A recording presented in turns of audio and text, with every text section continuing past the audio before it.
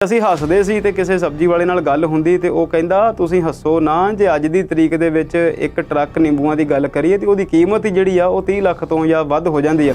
ਜਦੋਂ ਇਹਨਾਂ ਚੀਜ਼ਾਂ ਦੀਆਂ ਕੀਮਤਾਂ ਆਮ ਲੋਕਾਂ ਦੀ ਪਹੁੰਚ ਤੋਂ ਦੂਰ ਹੋ ਜਾਂਦੀਆਂ ਨੇ ਤੇ ਸਰਕਾਰ ਇਹ ਕਹਿੰਦੀ ਆ ਕਿ ਅਸੀਂ ਇਹਨਾਂ ਕੀਮਤਾਂ ਲਈ ਕੁਝ ਕਰ ਨਹੀਂ ਸਕਦੇ, ਫਿਰ ਲੱਗਦਾ ਹੈ ਕਿ ਅਸੀਂ ਸਿਰਫ ਕਹਿਣ ਲਈ ਹੀ ਲੋਕਤੰਤਰਿਕ ਦੇਸ਼ ਹਾਂ। ਅਸਲ ਦੇ ਵਿੱਚ ਸਰਕਾਰਾਂ ਦੇ ਹੱਥ ਬਸ ਬਹੁਤਾ ਕੁਝ ਹੈ ਨਹੀਂ। ਇਹ ਉਂਗਲੀ ਆਮ ਆਦਮੀ ਪਾਰਟੀ ਦੇ ਉੱਤੇ ਅਕਸਰ ਹੀ ਉੱਠਦੀ ਰਹੀ ਆ ਕਿ ਇਹ ਜਿਹੜੀ ਸੱਤਾ ਆ ਇਹ ਚਾਹੇ ਨਾਮ ਭਗਵੰਤ ਮਾਨ ਦਾ ਹੈ ਪਰ ਚਲਾਉਣਗੇ ਕੇਜਰੀਵਾਲ। ਜੇਕਰ ਉਸ ਮੀਟਿੰਗ ਦੇ ਵਿੱਚੋਂ ਫੈਸਲਾ ਚੰਗਾ ਆ ਜਾਂਦਾ ਹੈ, ਪੰਜਾਬ ਦੇ ਲੋਕਾਂ ਲਈ ਸਹੀ ਬਿਜਲੀ ਦੇ ਰੇਟ ਤੈਅ ਹੋ ਜਾਂਦੇ ਨੇ, ਬਿਜਲੀ ਜਿਹੜੀ ਆ ਉਹ ਸਸਤੀ ਹੋ ਜਾਂਦੀ ਹੈ ਤੇ ਲੋਕਾਂ ਨੂੰ ਇਸ ਗੱਲ ਨਾਲ ਕੋਈ ਫਰਕ ਨਹੀਂ ਪੈਣਾ ਕਿ ਮੀਟਿੰਗ ਕੇਜਰੀਵਾਲ ਸਾਹਿਬ ਨੇ ਸੱਦੀ ਸੀ, ਮਨੀਸ਼ ਸਿਸੋਦੀਆ ਨੇ ਸੱਦੀ ਸੀ, ਭਗਵੰਤ ਮਾਨ ਨੇ ਕੀਤੀ ਆ ਜਾਂ ਸੁਖਬੀਰ ਸਿੰਘ ਬਾਦਲ ਦੇ ਘਰੇ ਹੋਈ ਆ। 19 ਦੇ ਵਿੱਚ ਪ੍ਰਧਾਨ ਮੰਤਰੀ ਨੇ ਦਿੱਲੀ ਦੀਆਂ ਸਾਰੀਆਂ ਹੀ ਸੀਟਾਂ ਜਿੱਤ ਲਈਆਂ, 20 ਦੇ ਵਿੱਚ ਸਰਕਾਰ ਦੀ ਚੋਣ ਹੋਣੀ ਸੀ ਤੇ ਸਾਰਾ ਹੀ ਭਾਰਤੀ ਮੀਡੀਆ ਕਹਿੰਦਾ ਸੀ ਕਿ ਇਸ ਵਾਰ ਦਿੱਲੀ ਦੇ ਵਿੱਚ ਆਮ ਆਦਮੀ ਪਾਰਟੀ ਜਿਹੜੀ ਆ ਉਹ ਪਟਕਣੀ ਖਾ ਜਾਊਗੀ, ਪਰ ਉਹਨਾਂ ਨੇ ਉਲਟੀ ਪਟਕਣੀ ਦੇ ਦਿੱਤੀ। ਹਿਮਾਚਲ ਤੇ ਗੁਜਰਾਤ ਦੋਨਾਂ ਭਾਰਤ ਦੀਆਂ ਸਟੇਟਾਂ ਦੇ ਵਿੱਚ ਜਿਹੜੀ ਆ ਉਹ ਚੋਣ ਹੋਣ ਵਾਲੀ ਆ ਤੇ ਆਮ ਆਦਮੀ ਪਾਰਟੀ ਇਹਨਾਂ ਦੋਨਾਂ ਸਟੇਟਾਂ ਦੇ ਵਿੱਚ ਚੋਣ ਲੜਨ ਲਈ ਕਾਹਲੀ ਆ। ਆਮ ਆਦਮੀ ਪਾਰਟੀ ਦੀ ਦਿੱਲੀ ਸਰਕਾਰ ਨੇ ਸਿੱਖਿਆ ਦੇ ਉੱਤੇ ਕੰਮ ਜਿਹੜਾ ਹੈ ਉਹ ਕੀਤਾ। ਸਕੂਲਾਂ ਦੇ ਅਧਿਆਪਕਾਂ ਨੂੰ ਉਹਨਾਂ ਨੇ ਨਾਨ ਟੀਚਿੰਗ ਜੌਬਸ ਤੋਂ ਬਿਲਕੁਲ ਮੁਕਤ ਕੀਤਾ। ਕੁੰਵਰ ਵਿਜੇ ਪ੍ਰਤਾਪ ਦਾ ਇਹ ਵੀ ਕਹਿਣਾ ਆ ਕਿ ਇਹ ਜਿਹੜੀ ਜਾਂਚ ਦੇ ਇਹ ਦੋ ਅਧਿਕਾਰੀ ਸਨ, ਇਹ ਉਹਨਾਂ ਸਿਆਸੀ ਅਦਾਰਿਆਂ ਦੇ ਹੱਕ ਵਿੱਚ ਭੁਗਤੇ ਸਨ ਜਿਨ੍ਹਾਂ ਨੂੰ ਹਰਾ ਕੇ ਹੁਣ ਆਮ ਆਦਮੀ ਪਾਰਟੀ ਨੇ ਸਰਕਾਰ ਬਣਾਈ ਆ। ਕੁੰਵਰ ਵਿਜੇ ਪ੍ਰਤਾਪ ਦੇ ਅਕਾਦਮਿਕ ਪੁਲਿਸ ਵਾਲੇ ਪ੍ਰਸ਼ਾਸਨਿਕ ਤਜਰਬੇ ਨੂੰ ਲੈ ਕੇ ਇਹ ਵੀ ਕਿਆਸ ਰਾਈ ਸੀ ਕਿ ਹੋ ਸਕਦਾ ਹੈ ਉਹਨਾਂ ਨੂੰ ਗ੍ਰਹਿ ਮੰਤਰੀ ਬਣਾ ਦਿੱਤਾ ਜਾਵੇ। ਬਾਹਰਲੇ ਮੁਲਕਾਂ ਤੇ ਹਿੰਦੁਸਤਾਨ 'ਚ ਫਰਕ ਕੀ ਆ? ਉਹ ਕਹਿੰਦੇ ਨੇ ਕਿ ਉੱਥੇ ਬੰਦੇ ਦੀ ਜਿਹੜੀ ਆ ਉਹ ਕਦਰ ਹੈ ਕਿ ਇਸ ਸਰਕਾਰ ਨੇ ਤੇ 20-22 ਲੱਖ ਕਰੋੜ ਜਿਹੜਾ ਆ ਉਹ ਤੇਲ ਦੇ ਉੱਤੇ ਵਾਧੂ ਕੀਮਤਾਂ ਲਾ ਕੇ ਹੀ ਪੂਰਾ ਕਰ ਲਿਆ ਤੇ ਪੈਸੇ ਉਹ ਕਿੱਥੇ ਜਾਂਦੇ ਨੇ ਉਹ ਤੇ ਰੱਬ ਜਾਣੇ। ਟ੍ਰੇਨਾਂ ਦੀ ਅਸੀਂ ਗੱਲ ਕਰਦੇ ਹਾਂ ਤੇ ਕਈ ਟ੍ਰੇਨਾਂ ਜਿਹੜੀਆਂ ਉਹ ਪ੍ਰਾਈਵੇਟ ਚੱਲਣ ਦੀ ਗੱਲ ਹੁੰਦੀ ਆ, ਰੇਲਵੇ ਦੇ ਜਿਹੜੇ ਕੁਝ ਪ੍ਰਾਪਰਟੀਆਂ ਜਿਹੜੀਆਂ ਉਹਨਾਂ ਨੂੰ ਲੀਜ਼ ਤੇ ਦੇਣ ਦੀ ਗੱਲ ਹੁੰਦੀ ਆ, ਪ੍ਰਾਈਵੇਟ ਟ੍ਰੇਨਾਂ ਚਲਾਉਣ ਦੀ ਗੱਲ ਹੁੰਦੀ ਆ। ਇਸੇ ਜਿਹੀਆਂ ਜਿਹੜੀਆਂ ਗੱਲਾਂ ਨੇ ਉਤੋਂ ਫਿਰ ਲੱਗਦਾ ਕਿ ਜਿਹੜੀ ਸਰਕਾਰ ਆ ਉਹ ਵੀ ਇੱਕ ਪ੍ਰੋਫਿਟ ਵਾਲੇ ਅਦਾਰੇ ਤੇ ਕੰਮ ਕਰਦੀ ਆ, ਨਾ ਕਿ ਉਹ ਲੋਕ ਭਲਾਈ ਲਈ ਕੰਮ ਹੋਵੇ। ਉਦੋਂ ਤਾਂ ਕਹਿੰਦੇ ਨੇ ਕਿ ਸਰਕਾਰ ਦੀਆਂ ਯੋਜਨਾਵਾਂ ਇਸ ਚੀਜ਼ ਨੂੰ ਮੁੱਖ ਰੱਖ ਕੇ ਬਣਾਈਆਂ ਜਾਂਦੀਆਂ ਨੇ ਕਿ ਉਹ ਲਾਈਨ 'ਚ ਖੜੇ ਆਖਰੀ ਵਿਅਕਤੀ ਤੱਕ ਪਹੁੰਚਣ। ਤੇ ਫਿਰ ਕੀ ਇਹਨਾਂ 11 ਸਟੇਸ਼ਨਾਂ ਤੋਂ ਜਿਹੜੇ ਇੱਕਾ ਦੁੱਕਾ ਲੋਕ ਵੀ ਚੜ੍ਹਦੇ ਨੇ, ਕੀ ਉਹ ਇਸ ਲਾਈਨ ਦੇ ਆਖਰੀ ਲੋਕ ਵੀ ਨਹੀਂ ਹਨ ਜਾਂ ਉਹ ਇਸ ਮੁਲਕ ਦੇ ਲੋਕ ਨਹੀਂ ਹਨ? ਸਾਨੂੰ ਕੁਝ ਸਾਲ ਪੁਰਾਣੇ ਮੁਜ਼ੱਫਰਨਗਰ ਦੇ ਵਾਲੇ ਦੰਗੇ ਯਾਦ ਆਉਂਦੇ ਨੇ ਯੂਪੀ ਦੇ ਵਿੱਚ, ਜਦੋਂ ਕਿਸੇ ਦੀ ਫ੍ਰਿਜ ਦੇ ਵਿੱਚ ਕੁਝ ਮਾਸ ਪਿਆ ਸੀ ਤੇ ਉਹਦੇ ਕਰਕੇ ਉਹ ਬੰਦੇ ਮਾਰ ਦਿੱਤੇ ਗਏ। ਕਿਹਾ ਗਿਆ ਕਿ ਉਹ ਜਿਹੜਾ ਆ ਉਹ ਗਊ ਮਾਸ ਸੀ। ਬਾਅਦ ਵਿੱਚ ਉਹਦਾ ਕੀ ਹੋਇਆ ਕੀ ਨਹੀਂ ਹੋਇਆ, ਕਈ ਲੋਕਾਂ ਨੂੰ ਆਪਣੇ ਜਾਨ ਤੋਂ ਹੱਥ ਧੋਣੇ ਪਏ।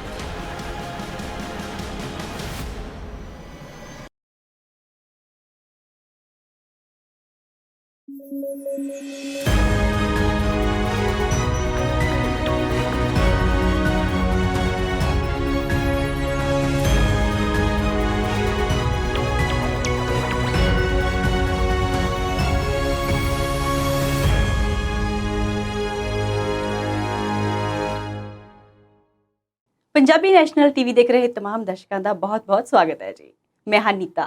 प्रोग्राम है जी विचार चर्चा ते अज दे विचारां उत्ते चर्चा करन लई साडे स्टूडियो विच मौजूद ने अमृत शर्मा जी। शर्मा जी तुहाडा बहुत बहुत स्वागत है जी।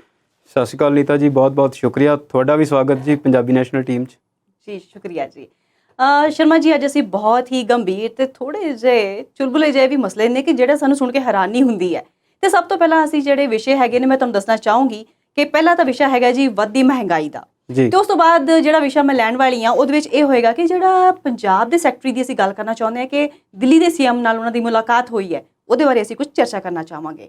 तो उस तो अगला साडा जिहड़ा विषय होगा वो होगा जी मनीष सिसोदिया, वो जिहड़े गुजरात दौरे ते गए सी उन्हां बारे असीं गल करना चाहांगे। तो होर बहुत सारे मसले ने जिन्हां उत्ते आपां चर्चा करनी है। तो शुरुआत करते हैं जी वधदी होई महंगाई की। तो सब तो पहला शर्मा जी मैनूं ये दसो भी मैं सुनिया निंबूआं दे ट्रक नूं चोर पै गए। देखो नीता जी, तुसीं बड़ियां खट्टियां मिठियां गल्लां करन के प्रोग्राम शुरुआत कीती है। बिल्कुल ठीक है जी। ये गल इदां ठीक है कि एक वेले दी याद आउंदी है कि अटल बिहारी वाजपेयी भारत दे प्रधान मंत्री सी ते कहा जांदा सीगा कि गंढियां ने सरकार ले लई जी। ते मोदी सरकार दा दौर है ते महंगाई जिहड़ी है वो किसी ना किसी रूप विच साडे सामने जिहड़ी आ वो एक वड्डी समस्या बन के आण खलोंदी आ जी। ਇਹ ਜੇਕਰ ਅਸੀਂ ਨਿੰਬੂਆਂ ਦੀ ਗੱਲ ਨੂੰ ਨਾ ਵੀ ਕਰੀਏ ਜਾਂ ਨਿੰਬੂਆਂ ਦੀ ਗੱਲ ਨੂੰ ਥੋੜੀ ਦੇਰ ਲਈ ਸਾਈਡ ਤੇ ਵੀ ਰੱਖ ਲਈਏ ਤੇ ਮਹਿੰਗਾਈ ਹਰ ਰੂਪ ਦੇ ਵਿੱਚ ਸਾਡੇ ਸਾਹਮਣੇ ਜਿਸ ਕਦਰ ਖਲੋ ਰਹੀ ਆ ਜੀ, ਕੋਵਿਡ ਦੇ ਦੌਰਾਨ ਇਸ ਸਰਕਾਰ ਨੇ 80 ਕਰੋੜ ਤੋਂ ਵੱਧ ਲੋਕਾਂ ਨੂੰ ਮੁਫਤ ਜਾਂ ਸਸਤਾ ਰਾਸ਼ਨ ਦੇਣ ਦੀ ਗੱਲ ਕੀਤੀ ਹੈ ਤੇ ਨਾਲ ਦੀ ਨਾਲ ਇਹ ਆਪਣੇ ਦੇਸ਼ ਨੂੰ ਵਿਸ਼ਵ ਗੁਰੂ ਬਣਾਉਣ ਦੀ ਗੱਲ ਵੀ ਕਰਦੇ ਆ। 80 ਕਰੋੜ ਲੋਕਾਂ ਨੂੰ ਫ੍ਰੀ ਰਾਸ਼ਨ ਦੇਣ ਦਾ ਮਤਲਬ ਇਹ ਆ ਕਿ ਇੰਨੇ ਲੋਕ ਜਿਹੜੇ ਨੇ ਉਹ ਕਰੋਨਾ ਦੇ ਦੌਰਾਨ ਆਪਣੀ ਬੇਸਿਕ ਇਨਕਮ ਤੋਂ ਵੀ ਜਿਹੜੇ ਆ ਉਹ ਵਾਂਝੇ ਹੋ ਗਏ ਸੀ, ਜਾਂ ਫਿਰ ਉਹਨਾਂ ਨੂੰ ਤੁਸੀਂ ਇਦਾਂ ਕਹਿ ਲਓ ਕਿ ਉਹ ਬਿਲੋ ਪਾਵਰਟੀ ਲਾਈਨ ਰਹਿਣ ਵਾਲੇ ਲੋਕ ਨੇ। ਤੇ ਫਿਰ ਜਦੋਂ ਤੁਸੀਂ ਇਸ ਵੱਡੀ ਆਬਾਦੀ 130 ਕਰੋੜ ਦੇ ਵਿੱਚੋਂ ਜਦੋਂ 80 ਕਰੋੜ ਨਿਕਲ ਜਾਂਦਾ ਤੇ 50 ਕਰੋੜ ਬਚਦਾ, ਯਾਨੀ ਕਿ 65-70% ਲੋਕ ਤੁਹਾਡੇ ਜਿਹੜੇ ਇਸ ਮੁਆਸ਼ਰੇ ਦੇ ਜਿਹੜੇ ਨੇ, ਇਸ ਖਿੱਤੇ ਦੇ, ਇਸ ਮੁਲਕ ਦੇ ਨੇ, ਉਹ ਇਸ ਤਰ੍ਹਾਂ ਦੀ ਜ਼ਿੰਦਗੀ ਬਤੀਤ ਕਰਦੇ ਨੇ ਕਿ ਉਹਨਾਂ ਨੂੰ ਸਰਕਾਰ ਨੂੰ ਮੁਫਤ ਰਾਸ਼ਨ ਦੇਣਾ ਪੈਂਦਾ। ਤੁਸੀਂ ਤੇਲ ਦੀ ਕੀਮਤਾਂ ਦੇਖ ਲਓ, ਖਾਣ ਵਾਲੇ ਤੇਲ ਦੀਆਂ ਕੀਮਤਾਂ ਦੇਖ ਲਓ, ਰਸੋਈ ਪਕਾਉਣ ਵਾਲੀ ਗੈਸ ਦੀਆਂ ਕੀਮਤਾਂ ਦੇਖ ਲਓ, ਤੇ ਉਹਨਾਂ ਦੀ ਜਿਹੜੀ ਪ੍ਰਾਈਸ ਆ ਉਹ ਨਿਤ ਪ੍ਰਤੀ ਦਿਨ ਵੱਧਦੀ ਰਹਿੰਦੀ ਆ। ਜੀ ਤੁਸੀਂ ਕਹਿ ਸਕਦੇ ਹੋ ਕਿ ਤੇਲ ਦੇ ਜਿਹੜੇ ਮਸਲੇ ਨੂੰ ਆਪਾਂ ਕਹੀਏ ਤੇ ਤੇਲ ਨੂੰ ਕੁੱਲ ਮਿਲਾ ਕੇ ਘਰ 'ਚ ਵੀ ਤੇ ਘਰਾਂ ਤੋਂ ਬਾਹਰ ਵੀ ਜਿਹੜੀ ਟੋਟਲੀ ਕਹਿ ਲਈਏ ਵੀ ਅੱਗ ਲੱਗੀ ਹੋਈ ਹੈ ਜੀ ਚੰਗੀ ਤਰ੍ਹਾਂ। ਜੀ ਬਿਲਕੁਲ। ਤੇ ਇਸੇ ਦੌਰਾਨ ਜਿਹੜੀ ਗੱਲ ਸੀਗੀ ਤੁਸੀਂ ਕੀਤੀ ਨਿੰਬੂਆਂ ਦੀ, ਬਿਲਕੁਲ ਇਹ ਗਰਮੀ ਦਾ ਮੌਸਮ ਹੈ ਤੇ ਸਭ ਤੋਂ ਸੌਖਾ ਮਿਲਣ ਵਾਲਾ ਜਿਹੜਾ ਠੰਡਾ ਪਦਾਰਥ ਹੈ ਉਹ ਸ਼ਿਕੰਜਵੀ ਜਾਂ ਨਿੰਬੂ ਪਾਣੀ ਹੀ ਹੁੰਦਾ ਸੀ। ਜੀ ਪਰ 1 ਕਿਲੋ ਦੇ ਵਿੱਚ ਜਿੰਨੇ ਕੁ ਨਿੰਬੂ ਚੜ੍ਹਦੇ ਆ ਉਸ ਹਿਸਾਬ ਦੇ ਨਾਲ ਜਿਹੜੀ ਨਿੰਬੂ ਦੀ ਕੀਮਤ ਆ ਉਹ 20-25 ਰੁਪਏ ਜਿਹੜੀ ਆ ਉਹ 1 ਕਿਲੋ ਦੀ ਬਣ ਗਈ। ਤੇ ਇੱਕਾ ਦੁੱਕਾ ਜਗ੍ਹਾ ਤੋਂ ਖਬਰਾਂ, ਚੁਟਕਲੇ ਤੇ ਪਹਿਲਾਂ ਆ ਜਾਂਦੇ ਨੇ, ਖਬਰਾਂ ਵੀ ਆਈਆਂ ਕਿ ਕਿਸੇ ਦੀ ਦੁਕਾਨ ਦਾ ਜਿੰਦਾ ਤੋੜ ਕੇ ਤੇ ਚੋਰ ਜਿਹੜੇ ਸੀ ਉਹ 40-50 ਕਿਲੋ ਨਿੰਬੂ ਜਾਂ 2 ਕੁਇੰਟਲ ਨਿੰਬੂ ਜਿਹੜੇ ਨੇ ਉਹ ਚੁੱਕ ਕੇ ਲੈ ਗਏ। ਤੇ ਅਸੀਂ ਹੱਸਦੇ ਸੀ ਤੇ ਕਿਸੇ ਸਬਜ਼ੀ ਵਾਲੇ ਨਾਲ ਗੱਲ ਹੁੰਦੀ ਤੇ ਉਹ ਕਹਿੰਦਾ ਤੁਸੀਂ ਹੱਸੋ ਨਾ, ਜੇ ਅੱਜ ਦੀ ਤਰੀਕ ਦੇ ਵਿੱਚ ਇੱਕ ਟਰੱਕ ਨਿੰਬੂਆਂ ਦੀ ਗੱਲ ਕਰੀਏ ਤੇ ਉਹਦੀ ਕੀਮਤ ਹੀ ਜਿਹੜੀ ਆ ਉਹ 30 ਲੱਖ ਤੋਂ ਜਾਂ ਵੱਧ ਹੋ ਜਾਂਦੀ ਆ। ਸੋ ਇਹ ਆਪਣੇ ਆਪ ਦੇ ਵਿੱਚ ਚੌਂਕਾਉਣ ਵਾਲੇ ਫੈਕਟਰ ਨੇ। ਪਿਛਲੇ ਸਾਲ ਜਦੋਂ ਗੰਨੇ ਦੀ ਬਿਜਾਈ ਦਾ ਸੀਜ਼ਨ ਚੱਲਦਾ ਸੀ ਤੇ ਬੜਾ ਮਹਿੰਗਾ ਗੰਨਾ ਲੈ ਕੇ ਆ ਰਹੇ ਸੀ ਕਿਸਾਨ, ਤੇ ਅਸੀਂ ਕਿਤੇ ਬੈਠੇ ਸੀ, ਰੁਕੇ ਹੋਏ ਸੀ ਸ਼ਾਮ ਨੂੰ ਰਸਤੇ 'ਚ, ਤੇ ਉਹ ਟਰਾਲੀ ਵਾਲੇ ਨੇ ਗੰਨੇ ਦੀ ਟਰਾਲੀ ਖੜੀ ਕੀਤੀ ਤੇ ਉਹ ਕਹਿੰਦਾ ਵੀ ਟਰਾਲੀ ਤੇ ਟਰੈਕਟਰ ਸਸਤਾ ਹੈ ਤੇ ਜਿਹੜਾ ਲੱਦਿਆ ਹੋਇਆ ਵਿੱਚ ਗੰਨਾ ਆ ਉਹ ਮਹਿੰਗਾ ਆ। ਸੋ ਇਹ ਬਹੁਤ ਆਮ ਵਰਤੋਂ ਦੀਆਂ ਛੋਟੀਆਂ-ਛੋਟੀਆਂ ਚੀਜ਼ਾਂ ਨੇ, ਚਾਹੇ ਉਹ ਪਿਆਜ਼ ਨੇ, ਚਾਹੇ ਉਹ ਨਿੰਬੂ ਆ ਤੇ ਚਾਹੇ ਉਹ ਗੰਨੇ ਦਾ ਬੀਜ ਆ। ਜਦੋਂ ਇਹਨਾਂ ਚੀਜ਼ਾਂ ਦੀਆਂ ਕੀਮਤਾਂ ਆਮ ਲੋਕਾਂ ਦੀ ਪਹੁੰਚ ਤੋਂ ਦੂਰ ਹੋ ਜਾਂਦੀਆਂ ਨੇ ਤੇ ਸਰਕਾਰ ਇਹ ਕਹਿੰਦੀ ਆ ਕਿ ਅਸੀਂ ਇਹਨਾਂ ਕੀਮਤਾਂ ਲਈ ਕੁਝ ਕਰ ਨਹੀਂ ਸਕਦੇ, ਫਿਰ ਲੱਗਦਾ ਹੈ ਕਿ ਅਸੀਂ ਸਿਰਫ ਕਹਿਣ ਲਈ ਹੀ ਲੋਕਤੰਤਰਿਕ ਦੇਸ਼ ਹਾਂ। ਅਸਲ ਦੇ ਵਿੱਚ ਸਰਕਾਰਾਂ ਦੇ ਹੱਥ ਬਸ ਬਹੁਤਾ ਕੁਝ ਹੈ ਨਹੀਂ। ਤੇ ਜਿਸ ਚੀਜ਼ ਨੂੰ ਲੈ ਕੇ ਫਿਰ ਕਾਰਪੋਰੇਟ ਸੈਕਟਰ ਦੀ ਦੁਹਾਈ ਦਿੱਤੀ ਜਾਂਦੀ ਆ, ਉਹ ਸਾਰੀਆਂ ਗੱਲਾਂ ਜਿਹੜੀਆਂ ਉਹ ਠੀਕ ਹੀ ਨੇ। ਬੀਤੇ ਦਿਨੀ ਅਸੀਂ ਕੱਲ੍ਹ ਦੇ ਪ੍ਰੋਗਰਾਮ ਵਿੱਚ ਕੁਲਦੀਪ ਸਰ ਦੱਸਦੇ ਸੀ ਕਿ ਸੇਬ ਦੀ ਮਾਰਕੀਟਿੰਗ ਨੂੰ ਲੈ ਕੇ ਹਿਮਾਚਲ ਦੇ ਵਿੱਚ ਕੀ ਕੁਝ ਹੋਇਆ। ਇਸੇ ਤਰੀਕੇ ਦੇ ਨਾਲ ਜਿਹੜੀਆਂ ਸਬਜ਼ੀਆਂ ਦੀ ਕਾਸ਼ਤ ਕਿਸਾਨ ਕਰਦੇ ਨੇ, ਉਹ ਜਦੋਂ ਮੰਡੀ ਤੱਕ ਪਹੁੰਚਦੀਆਂ ਨੇ ਤੇ ਉਹਨਾਂ ਦੇ ਕੀ ਹਾਲਾਤ ਹੁੰਦੇ ਨੇ ਤੇ ਉਸ ਕਿਸਾਨ ਨੂੰ ਉਹਦੇ ਬਦਲੇ 'ਚ ਕੀ ਮਿਲਦਾ ਹੈ। ਬੀਤੇ ਸਾਲ ਤੋਂ ਵੀ ਲੰਬੇ ਕਿਸਾਨ ਅੰਦੋਲਨ ਦੌਰਾਨ ਅਸੀਂ ਇਹ ਵੀ ਦੇਖਿਆ ਕਿ ਕਿਸਾਨਾਂ ਦੀ ਹਾਲਤ ਸਿਰਫ ਔਰ ਸਿਰਫ ਸਾਡੇ ਮੁਲਕ ਦੇ ਵਿੱਚ ਹੀ ਨਹੀਂ, ਪੈਨ ਵਰਲਡ ਸਾਰੀ ਦੁਨੀਆ ਦੇ ਵਿੱਚ ਹੀ ਉਹਨਾਂ ਦੇ ਹਾਲਾਤ ਜਿਹੜੇ ਨੇ ਉਹ ਤਰਸਯੋਗ ਨੇ। ਚਾਹੇ ਉਹ ਚਾਕਲੇਟ ਲਈ ਕੋਕੋਆ ਉਗਾਉਣ ਵਾਲੇ ਕਿਸਾਨ ਹੋਣ ਤੇ ਚਾਹੇ ਉਹ ਕੌਫੀ ਲਈ ਕਾਫੀ ਬੀਨਸ ਵਾਲੇ ਕਿਸਾਨ ਹੋਣ, ਕਿਸਾਨ ਨੂੰ ਅੰਤ ਨੂੰ ਰੋਟੀ ਜੋਗੇ ਹੀ ਬੜੀ ਮੁਸ਼ਕਲ ਨਾਲ ਮਿਲਦੇ ਨੇ ਤੇ ਪੈਸੇ ਜਿਹੜੇ ਕਮਾਉਣ ਵਾਲੇ ਲੋਕ ਨੇ ਉਹ ਹਮੇਸ਼ਾ ਕਾਰਪੋਰੇਟ ਹੋ ਜਾਂਦੇ ਨੇ। ਜੀ ਤੇ ਸ਼ਰਮਾ ਜੀ, ਤੁਹਾਡੇ ਪੂਰੇ ਜਿਹੜੀ ਆਪਾਂ ਵਿਚਾਰ ਤੇ ਚਰਚਾ ਕੀਤੀ, ਤੁਹਾਡੇ ਸੁਣਨ ਤੋਂ ਭਾਵ ਤਾਂ ਆਪਾਂ ਇਹੀ ਸਮਝਾਂਗੇ ਵੀ ਆਉਣ ਵਾਲੇ ਟਾਈਮ 'ਚ ਜੇ ਆਪਾਂ ਕੋਈ ਖਬਰ ਸੁਣਦੇ ਆ ਵੀ ਨਿੰਬੂਆਂ ਦੇ 31 ਲੱਖ ਦੇ ਟਰੱਕ ਨੂੰ ਚੋਰ ਪਾ ਗਏ ਤਾਂ ਬਹੁਤ ਹੀ ਅਚੰਭੇ ਵਾਲੀ ਗੱਲ ਨਹੀਂ ਹੈ। ਦੇਖੋ ਬਿਲਕੁਲ ਠੀਕ ਹੈ ਜੀ, ਨਿੰਬੂਆਂ ਦੇ ਟਰੱਕ ਨੂੰ ਚੋਰ ਜ਼ਰੂਰ ਪੈਣਗੇ, ਪਰ ਇਹ ਗੱਲ ਪੱਕੀ ਹੈ ਕਿ ਤੁਹਾਡੇ ਮੇਰੇ ਵਰਗੇ ਆਮ ਲੋਕ ਜਿਹੜੇ ਉਹ ਨਿੰਬੂ ਪਾਣੀ ਪੀਣ ਜੋਗੇ ਨਹੀਂ ਰਹਿਣਗੇ। ਜੀ ਇਹ ਤਾਂ ਗੱਲ ਬਿਲਕੁਲ ਮੰਨਣ ਵਾਲੀ ਹੈ। ਤੇ ਚਲੋ ਹੁਣ ਰੁਕ ਕਰਦੇ ਆ ਅਗਲੀ ਖਬਰ ਵੱਲ ਕਿ ਕਹਿੰਦੇ ਨੇ ਕਿ ਪੰਜਾਬ ਦੇ ਜਿਹੜੇ ਚੀਫ ਸੈਕਟਰੀ ਹੈਗੇ ਨੇ ਉਹ ਦਿੱਲੀ ਦੇ ਸੀਐਮ ਨਾਲ ਮੁਲਾਕਾਤ ਕਰਨ ਗਏ ਨੇ। ਉਹ ਕਿਸ ਬਾਬਤ ਗੱਲ ਕਰਨ ਗਏ ਨੇ, ਕਿਸ ਮਸਲੇ 'ਚ ਗਏ ਨੇ? ਨੀਤਾ ਜੀ ਬਿਲਕੁਲ, ਅਸੀਂ ਮਹਿੰਗਾਈ ਦੀ ਗੱਲ ਕੀਤੀ ਜਾਂ ਨਿੰਬੂਆਂ ਦੇ ਖੱਟੇ ਮਿੱਠੇ ਕੀਮਤਾਂ ਦੀ ਗੱਲ ਕੀਤੀ, ਹੁਣ ਅਸੀਂ ਅਗਲੇ ਚਰਚਾ ਦੀ ਗੱਲ ਕਰਦੇ ਹਾਂ। ਤੁਸੀਂ ਗੱਲ ਬਿਲਕੁਲ ਠੀਕ ਦੱਸੀ ਕਿ ਪੰਜਾਬ ਦੇ ਕੁਝ ਸੀਨੀਅਰ ਆਫੀਸਰ ਉਹਨਾਂ ਨੂੰ ਦਿੱਲੀ ਤਲਬ ਕੀਤਾ ਗਿਆ, ਦਿੱਲੀ ਮੀਟਿੰਗ ਲਈ ਬੁਲਾਇਆ ਗਿਆ। ਉਹਨੂੰ ਲੈ ਕੇ ਪੂਰੇ ਪੰਜਾਬ ਦੀ ਰਾਜਨੀਤੀ ਦੇ ਵਿੱਚ ਇੱਕ ਭੁਚਾਲ, ਇੱਕ ਹਲਚਲ ਜਾਂ ਇੱਕ ਜਿਹੜਾ ਰਾਮ ਰੌਲਾ ਜਿਹੜਾ ਉਹ ਬਿਲਕੁਲ ਪਿਆ ਹੋਇਆ। ਗੱਲ ਕਰਦੇ ਹਾਂ ਆਮ ਆਦਮੀ ਪਾਰਟੀ ਦੇ ਨੈਸ਼ਨਲ ਕਨਵੀਨਰ ਅਰਵਿੰਦ ਕੇਜਰੀਵਾਲ ਦੀ। ਭਗਵੰਤ ਮਾਨ ਪੰਜਾਬ ਦੇ ਮੁੱਖ ਮੰਤਰੀ ਬਣੇ ਤੇ ਬਹੁਤ ਦਿਨਾਂ ਤੋਂ ਇਸ ਗੱਲ ਦੀ ਚਰਚਾ ਸੀ, ਜਾਂ ਤੁਸੀਂ ਇੱਦਾਂ ਕਹਿ ਲਓ ਕਿ ਜਿਹੜੀਆਂ ਦੋਵੇਂ ਧਿਰਾਂ ਇਸ ਯੁੱਧ ਦੇ ਵਿੱਚ, ਇਹਨਾਂ ਚੋਣਾਂ ਦੇ ਜੰਗ ਦੇ ਵਿੱਚ, ਇਸ ਦੰਗਲ ਦੇ ਵਿੱਚ ਪਰਾਸਤ ਹੋਈਆਂ, ਸ਼੍ਰੋਮਣੀ ਅਕਾਲੀ ਦਲ ਤੇ ਕਾਂਗਰਸ, ਉਹਨਾਂ ਲਈ ਇਹ ਜਿਹੜੀ ਹਾਰ ਆ ਉਹ ਬੜੀ ਅਚੰਭੇ ਵਾਲੀ ਵੀ ਸੀ ਤੇ ਹੈਰਾਨੀਜਨਕ ਵੀ ਸੀ ਤੇ ਉਹ ਹਜਮ ਹੋਣੀ ਵੀ ਔਖੀ ਹੈ। ਪਰ ਜੇਕਰ ਅਸੀਂ ਆਮ ਆਦਮੀ ਪਾਰਟੀ ਦੀ ਸਰਕਾਰ ਦੇ ਵਿੱਚ ਆਉਣ ਤੋਂ ਬਾਅਦ ਦੀ ਕਾਰਜਕਾਰੀ ਨੂੰ ਦੇਖੀਏ ਤੇ ਕਈ ਚੀਜ਼ਾਂ ਦੇ ਉੱਤੇ ਉਹਨਾਂ ਦੇ ਉੱਤੇ ਉਂਗਲੀਆਂ ਉੱਠਦੀਆਂ, ਜਿਨ੍ਹਾਂ ਦੇ ਵਿੱਚੋਂ ਤਾਜ਼ਾ ਘਟਨਾਕ੍ਰਮ ਇਹ ਆ ਜਿਹਦੀ ਤੁਸੀਂ ਜ਼ਿਕਰ ਕੀਤਾ।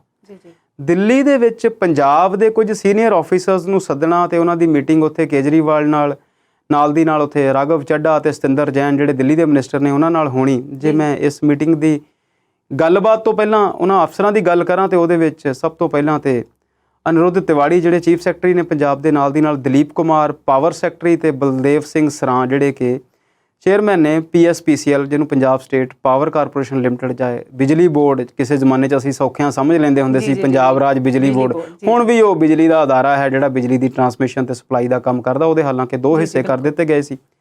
ਉਹਨਾਂ ਆਫਿਸਰਸ ਨੂੰ ਉੱਥੇ ਸੱਦਿਆ ਗਿਆ। ਇਹ ਦੋਸ਼ ਜਾਂ ਇਹ ਉਂਗਲੀ ਆਮ ਆਦਮੀ ਪਾਰਟੀ ਦੇ ਉੱਤੇ ਅਕਸਰ ਹੀ ਉੱਠਦੀ ਰਹੀ ਆ ਕਿ ਇਹ ਜਿਹੜੀ ਸੱਤਾ ਆ, ਇਹ ਚਾਹੇ ਨਾਮ ਭਗਵੰਤ ਮਾਨ ਦਾ ਹੈ ਪਰ ਚਲਾਉਣਗੇ ਕੇਜਰੀਵਾਲ। ਇਹ ਗੱਲ ਉਦੋਂ ਵੀ ਸਾਬਤ ਹੋਈ ਜਦੋਂ ਰਾਜ ਸਭਾ ਦੇ ਮੈਂਬਰ ਚੁਣਨੇ ਸੀ, ਤੇ ਉਸ ਤੋਂ ਬਾਅਦ ਫਿਰ 1-2 ਵਾਰ ਇਦਾਂ ਵੀ ਹੋਇਆ ਕਿ ਪ੍ਰੈਸ ਕਾਨਫਰੰਸ ਭਗਵੰਤ ਮਾਨ ਕਰਦੇ ਸੀ ਤੇ ਕੇਜਰੀਵਾਲ ਸਾਹਿਬ ਨਾਲ ਬੈਠੇ ਸੀ, ਜਾਂ ਫਿਰ 1-2 ਵਾਰ ਇਹਨਾਂ ਦੇ ਭਗਵੰਤ ਮਾਨ ਦੇ ਐਲਾਨ ਤੋਂ ਬਾਅਦ ਸਡਨਲੀ ਅਰਵਿੰਦ ਕੇਜਰੀਵਾਲ ਨੇ ਵੀ ਉਹੀ ਪ੍ਰੈਸ ਕਾਨਫਰੰਸ ਕਰਕੇ ਉਹ ਸਾਰੀਆਂ ਚੀਜ਼ਾਂ ਦੱਸੀਆਂ। ਤੇ ਇਦਾਂ ਲੱਗਦਾ ਸੀਗਾ ਜਿਵੇਂ ਕਿ ਭਗਵੰਤ ਮਾਨ ਨੂੰ ਕੰਟਰੋਲ ਕਰਨ ਦੀ ਕੋਸ਼ਿਸ਼ ਕੀਤੀ ਜਾ ਰਹੀ ਹੈ, ਜਾਂ ਫਿਰ ਸੱਤਾ ਦਾ ਜਿਹੜਾ ਧੁਰਾ ਆ ਉਹਨੂੰ ਦਿੱਲੀ ਰੱਖਣ ਦੀ ਕੋਸ਼ਿਸ਼ ਕੀਤੀ ਜਾ ਰਹੀ ਆ, ਕਵਾਇਦ ਕੀਤੀ ਜਾ ਰਹੀ ਆ। ਜੇਕਰ ਮੈਂ ਫਿਰ ਗੱਲ ਉਹਨਾਂ 2 ਧਿਰਾਂ ਦੀ ਕਰਾਂ, ਜੇ ਅਸੀਂ ਉਹਦੇ 'ਚ ਕਾਂਗਰਸ ਦੀ ਗੱਲ ਕਰੀਏ ਤੇ ਕਾਂਗਰਸ ਇਹਨਾਂ ਦੋਸ਼ਾਂ ਨੂੰ ਲਾਉਣ ਦਾ ਹੱਕ ਨਹੀਂ ਰੱਖਦੀ, ਉਹ ਕਿਉਂਕਿ ਆਪ ਉਹ ਜਦੋਂ ਵੀ ਕੋਈ ਘਟਨਾਕ੍ਰਮ ਹੁੰਦੀ ਆ, ਜਦੋਂ ਵੀ ਕੋਈ ਗੱਲ ਹੁੰਦੀ ਆ, ਤੇ ਉਹ ਹਮੇਸ਼ਾ ਜਿਹੜੇ ਉਹ ਆਪਣੇ ਦਿੱਲੀ ਵਾਲੇ ਪੀਰਾਂ ਵੱਲ ਨੂੰ ਦੇਖਦੇ ਨੇ।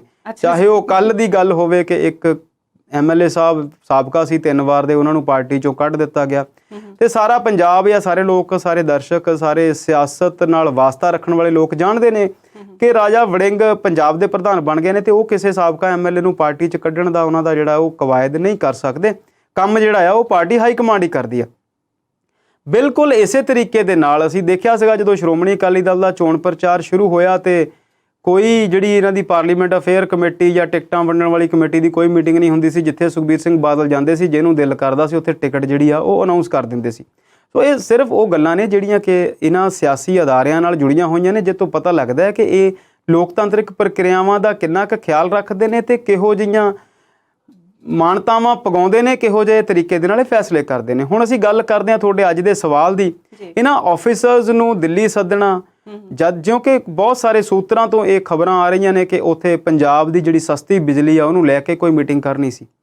ਚੰਗਾ ਹੁੰਦਾ ਜੇ ਇਹ ਮੀਟਿੰਗ, ਜੇਕਰ ਇਹ ਕੁਝ ਨੁਕਤੇ ਹੀ ਨੇ, ਜੇਕਰ ਕੇਜਰੀਵਾਲ ਸਾਹਿਬ ਕੁਝ ਅਜਿਹੇ ਨੁਕਤੇ ਸਾਂਝੇ ਹੀ ਕਰਨੇ ਚਾਹੁੰਦੇ ਨੇ ਤੇ ਉਹ ਭਗਵੰਤ ਮਾਨ ਨੂੰ ਮੈਸੇਜ ਕਰ ਦਿੰਦੇ, ਕੋਈ ਚਿੱਠੀ ਲਿਖ ਦਿੰਦੇ, ਕੋਈ ਮੇਲ ਪਾ ਦਿੰਦੇ, ਜਾਂ ਕੋਈ ਵੌਇਸ ਮੈਸੇਜ ਭੇਜ ਦਿੰਦੇ, ਤੇ ਮਾਨ ਸਾਹਿਬ ਮੈਨੂੰ ਲੱਗਦਾ ਨਹੀਂ ਸੀ ਕਿ ਉਹਨਾਂ ਨੇ ਇਸ ਗੱਲ ਤੋਂ ਕੋਈ ਉਜਰ ਕਰਨੀ ਸੀ। ਬਿਲਕੁਲ, ਕਿਉਂਕਿ ਇਦਾਂ ਕਰਨ ਨਾਲ ਤੁਸੀਂ ਜਿਹੜੇ ਵਿਰੋਧੀ ਧਿਰ ਨੇ, ਲੋਕ ਨੇ, ਉਹਨਾਂ ਨੂੰ ਮੌਕਾ ਦੇ ਰਹੇ ਆ। ਹੁਣ ਵਿਰੋਧੀ ਧਿਰ ਦੇ ਨੇਤਾ ਬਣੇ ਨੇ ਬਾਜਵਾ ਸਾਹਿਬ, ਉਹਨਾਂ ਨੇ ਵੀ ਇਸ ਮੁੱਦੇ ਨੂੰ ਉਠਾਇਆ। ਪੰਜਾਬ ਕਾਂਗਰਸ ਦੇ ਪ੍ਰਧਾਨ ਬਣਾਏ ਗਏ ਨੇ ਰਾਜਾ ਵੜਿੰਗ ਜੀ, ਉਹਨਾਂ ਨੇ ਵੀ ਇਸ ਮੁੱਦੇ ਨੂੰ ਉਠਾਇਆ। ਸੁਖਬੀਰ ਬਾਦਲ ਨੇ ਵੀ ਕਿਹਾ ਕਿ ਇਹ ਜਿਹੜੀ ਸੰਵਿਧਾਨ ਦੀ ਉਲੰਘਣਾ ਹੈ ਕਿ ਆਮ ਆਦਮੀ ਪਾਰਟੀ ਦੀ ਜਿਹੜੀ ਸਰਕਾਰ ਆ ਉਹ ਦਿੱਲੀ ਤੋਂ ਚੱਲ ਰਹੀ ਆ। ਸਾਰੇ ਲੋਕ ਜਾਣਦੇ ਨੇ ਕਿ ਪਹਿਲਾਂ ਜਿਹੜੀਆਂ ਸਰਕਾਰਾਂ ਨੇ ਉਹ ਕਿੱਥੋਂ ਚੱਲਦੀਆਂ ਸੀ। ਪਰ ਅਸਲ ਗੱਲ ਇੱਕ ਹੋਰ ਹੈ, ਉਹਦੇ ਵਿੱਚ ਇੱਦਾਂ ਆ ਕਿ ਇੱਕ ਅਸੀਂ ਅਕਸਰ ਗੱਲ ਕਰਦੇ ਹਾਂ ਨੀਤਾ ਜੀ ਕਿ ਅੰਤ ਭਲਾ ਤੇ ਸਭ ਭਲਾ। ਮੈਨੂੰ ਇੱਦਾਂ ਲੱਗਦਾ ਕਿ ਜੇ ਉੱਥੇ ਵੀ ਕੋਈ ਮੀਟਿੰਗ ਹੋਈ ਆ, ਇਹ ਗੱਲ ਠੀਕ ਆ ਕਿ ਸਰਕਾਰ ਦੇ ਨਜ਼ਰੀਏ ਤੋਂ ਇਹ ਸਾਰੀਆਂ ਚੀਜ਼ਾਂ ਗਲਤ ਨੇ, ਫਿਰ ਇੱਕ ਇੱਦਾਂ ਲੱਗੂਗਾ ਕਿ ਅਸੀਂ ਸ਼ਾਇਦ ਆਮ ਆਦਮੀ ਪਾਰਟੀ ਦੀ ਵਕਾਲਤ ਕਰਦੇ ਹਾਂ। ਨਹੀਂ, ਮੈਂ ਪਿਛਲੇ 4-4.5 ਸਾਲ ਦੇ ਜੇ ਕਾਰਜਕਾਲ ਨੂੰ ਦੇਖਾਂ ਤੇ ਸਾਰੀ ਦੀ ਸਾਰੀ ਸਰਕਾਰ ਜਿਹੜੀ ਆ ਉਹ ਇੱਕ ਸੀਸਮਾ ਫਾਰਮ ਨਾਂ ਦੀ ਜਗ੍ਹਾ ਤੋਂ ਚੱਲਦੀ ਰਹੀ ਆ। ਕੀ ਉਦੋਂ ਕਿਸੇ ਨੇ ਸਵਾਲ ਉਠਾਇਆ ਸੀ ਕਿ ਮੁੱਖ ਮੰਤਰੀ ਸਾਹਿਬ ਦਫ਼ਤਰ ਕਿਉਂ ਨਹੀਂ ਆਉਂਦੇ? ਜੀ ਬਿਲਕੁਲ। ਹੁਣ ਮੈਂ ਗੱਲ ਫਿਰ ਵਾਪਸ ਲੈ ਕੇ ਆਉਣ ਲੱਗਾ ਸੀਗਾ ਕਿ ਜੇਕਰ ਉਸ ਮੀਟਿੰਗ ਦੇ ਵਿੱਚੋਂ ਫੈਸਲਾ ਚੰਗਾ ਆ ਜਾਂਦਾ ਹੈ, ਪੰਜਾਬ ਦੇ ਲੋਕਾਂ ਲਈ ਸਹੀ ਬਿਜਲੀ ਦੇ ਰੇਟ ਤੈਅ ਹੋ ਜਾਂਦੇ ਨੇ, ਬਿਜਲੀ ਜਿਹੜੀ ਆ ਉਹ ਸਸਤੀ ਹੋ ਜਾਂਦੀ ਹੈ, ਤੇ ਲੋਕਾਂ ਨੂੰ ਇਸ ਗੱਲ ਨਾਲ ਕੋਈ ਫਰਕ ਨਹੀਂ ਪੈਣਾ ਕਿ ਮੀਟਿੰਗ ਕੇਜਰੀਵਾਲ ਸਾਹਿਬ ਨੇ ਸੱਦੀ ਸੀ, ਮਨੀਸ਼ ਸਿਸੋਦੀਆ ਨੇ ਸੱਦੀ ਸੀ, ਭਗਵੰਤ ਮਾਨ ਨੇ ਕੀਤੀ ਆ, ਜਾਂ ਸੁਖਬੀਰ ਸਿੰਘ ਬਾਦਲ ਦੇ ਘਰੇ ਹੋਈ ਆ, ਜਾਂ ਉੱਥੋਂ ਹੋਈ ਆ। ਕਿਉਂਕਿ ਲੋਕਾਂ ਨੂੰ ਅਲਟੀਮੇਟਲੀ ਉਸ ਸਰਕਾਰ ਤੋਂ ਜਿਹੜੀਆਂ ਉਮੀਦਾਂ ਨੇ, ਜੇਕਰ ਉਹ ਸਰਕਾਰ ਉਹਨਾਂ ਉਮੀਦਾਂ ਤੇ ਪੂਰਾ ਉਤਰਦੀ ਆ ਤੇ ਮੀਟਿੰਗ ਨਾਲ ਫਰਕ ਨਹੀਂ ਪੈਂਦਾ। ਪਰ ਜੇਕਰ ਅਸੀਂ ਸਿਆਸੀ ਨਜ਼ਰੀਏ ਤੋਂ ਦੇਖੀਏ ਤਾਂ ਇਹ ਗੱਲ ਬਿਲਕੁਲ ਠੀਕ ਹੈ ਕਿ ਇਹੋ ਜਿਹੀਆਂ ਜਿਹੜੀਆਂ ਮੀਟਿੰਗਾਂ ਨੇ ਉਹ ਇੱਕ ਤੇ ਜਿਹੜੀਆਂ ਆ ਉਹ ਅੰਡਰ ਦਾ ਕਵਰ ਹੋਣੀਆਂ ਚਾਹੀਦੀਆਂ। ਦੂਸਰੀ ਗੱਲ, ਉੱਥੇ ਭਗਵੰਤ ਮਾਨ ਦਾ ਹੋਣਾ ਲਾਜ਼ਮੀ ਸੀ। ਜੇਕਰ ਕੇਜਰੀਵਾਲ ਸਾਹਿਬ ਨੇ ਕੋਈ ਆਪਣੀ ਇੱਛਾ ਉਹਨਾਂ ਨੂੰ ਦੱਸਣੀ ਵੀ ਸੀ ਤਾਂ ਉਹ ਜ਼ਾਹਿਰ ਚੀਜ਼ ਚੰਗੀ ਗੱਲ ਸੀ, ਉਹ ਉਹਨਾਂ ਨੂੰ ਵੱਖਰੇ ਤਰੀਕੇ ਨਾਲ ਦੱਸ ਦਿੰਦੇ ਤੇ ਉਸੇ ਤਰੀਕੇ ਨਾਲ ਉਹ ਕੰਮ ਕਰ ਲਿਆ ਜਾਂਦਾ। ਸੋ ਇੰਨੀ ਕੁ ਗੱਲ ਆ। ਪਰ ਜੇਕਰ ਉਹਦੇ ਚੋਂ ਕੋਈ ਚੰਗਾ ਨਿਕਲਦਾ ਹੈ ਤੇ ਲੋਕ ਉਹਦਾ ਜਿਹੜਾ ਆ ਉਹ ਬਹੁਤਾ ਉਹਨਾਂ ਨੂੰ ਉਹਦੀ ਪੁਣਛਾਣ ਨਹੀਂ ਕਰਨਗੇ। ਸਿਆਸੀ ਲੋਕ ਇਹੋ ਜਿਹੇ ਮੁੱਦਿਆਂ ਨੂੰ ਉਠਾਉਂਦੇ ਰਹਿਣਗੇ ਤੇ ਮੁੱਦੇ ਜਿਹੜੇ ਆ ਉਠਾਏ ਵੀ ਜਾਣੇ ਚਾਹੀਦੇ ਨੇ। ਸ਼ਰਮਾ ਜੀ, ਬਾਕੀ ਵਿਸ਼ਿਆਂ ਉੱਤੇ ਚਰਚਾ ਕਰਨ ਲਈ ਆਪਾਂ ਥੋੜੇ ਜਿਹੇ ਵਕਫੇ ਲਈ ਰੁਕਣਾ ਚਾਹਾਂਗੇ ਤੇ ਮਿਲਦੇ ਹਾਂ ਛੋਟੀ ਜਿਹੀ ਬ੍ਰੇਕ ਤੋਂ ਬਾਅਦ।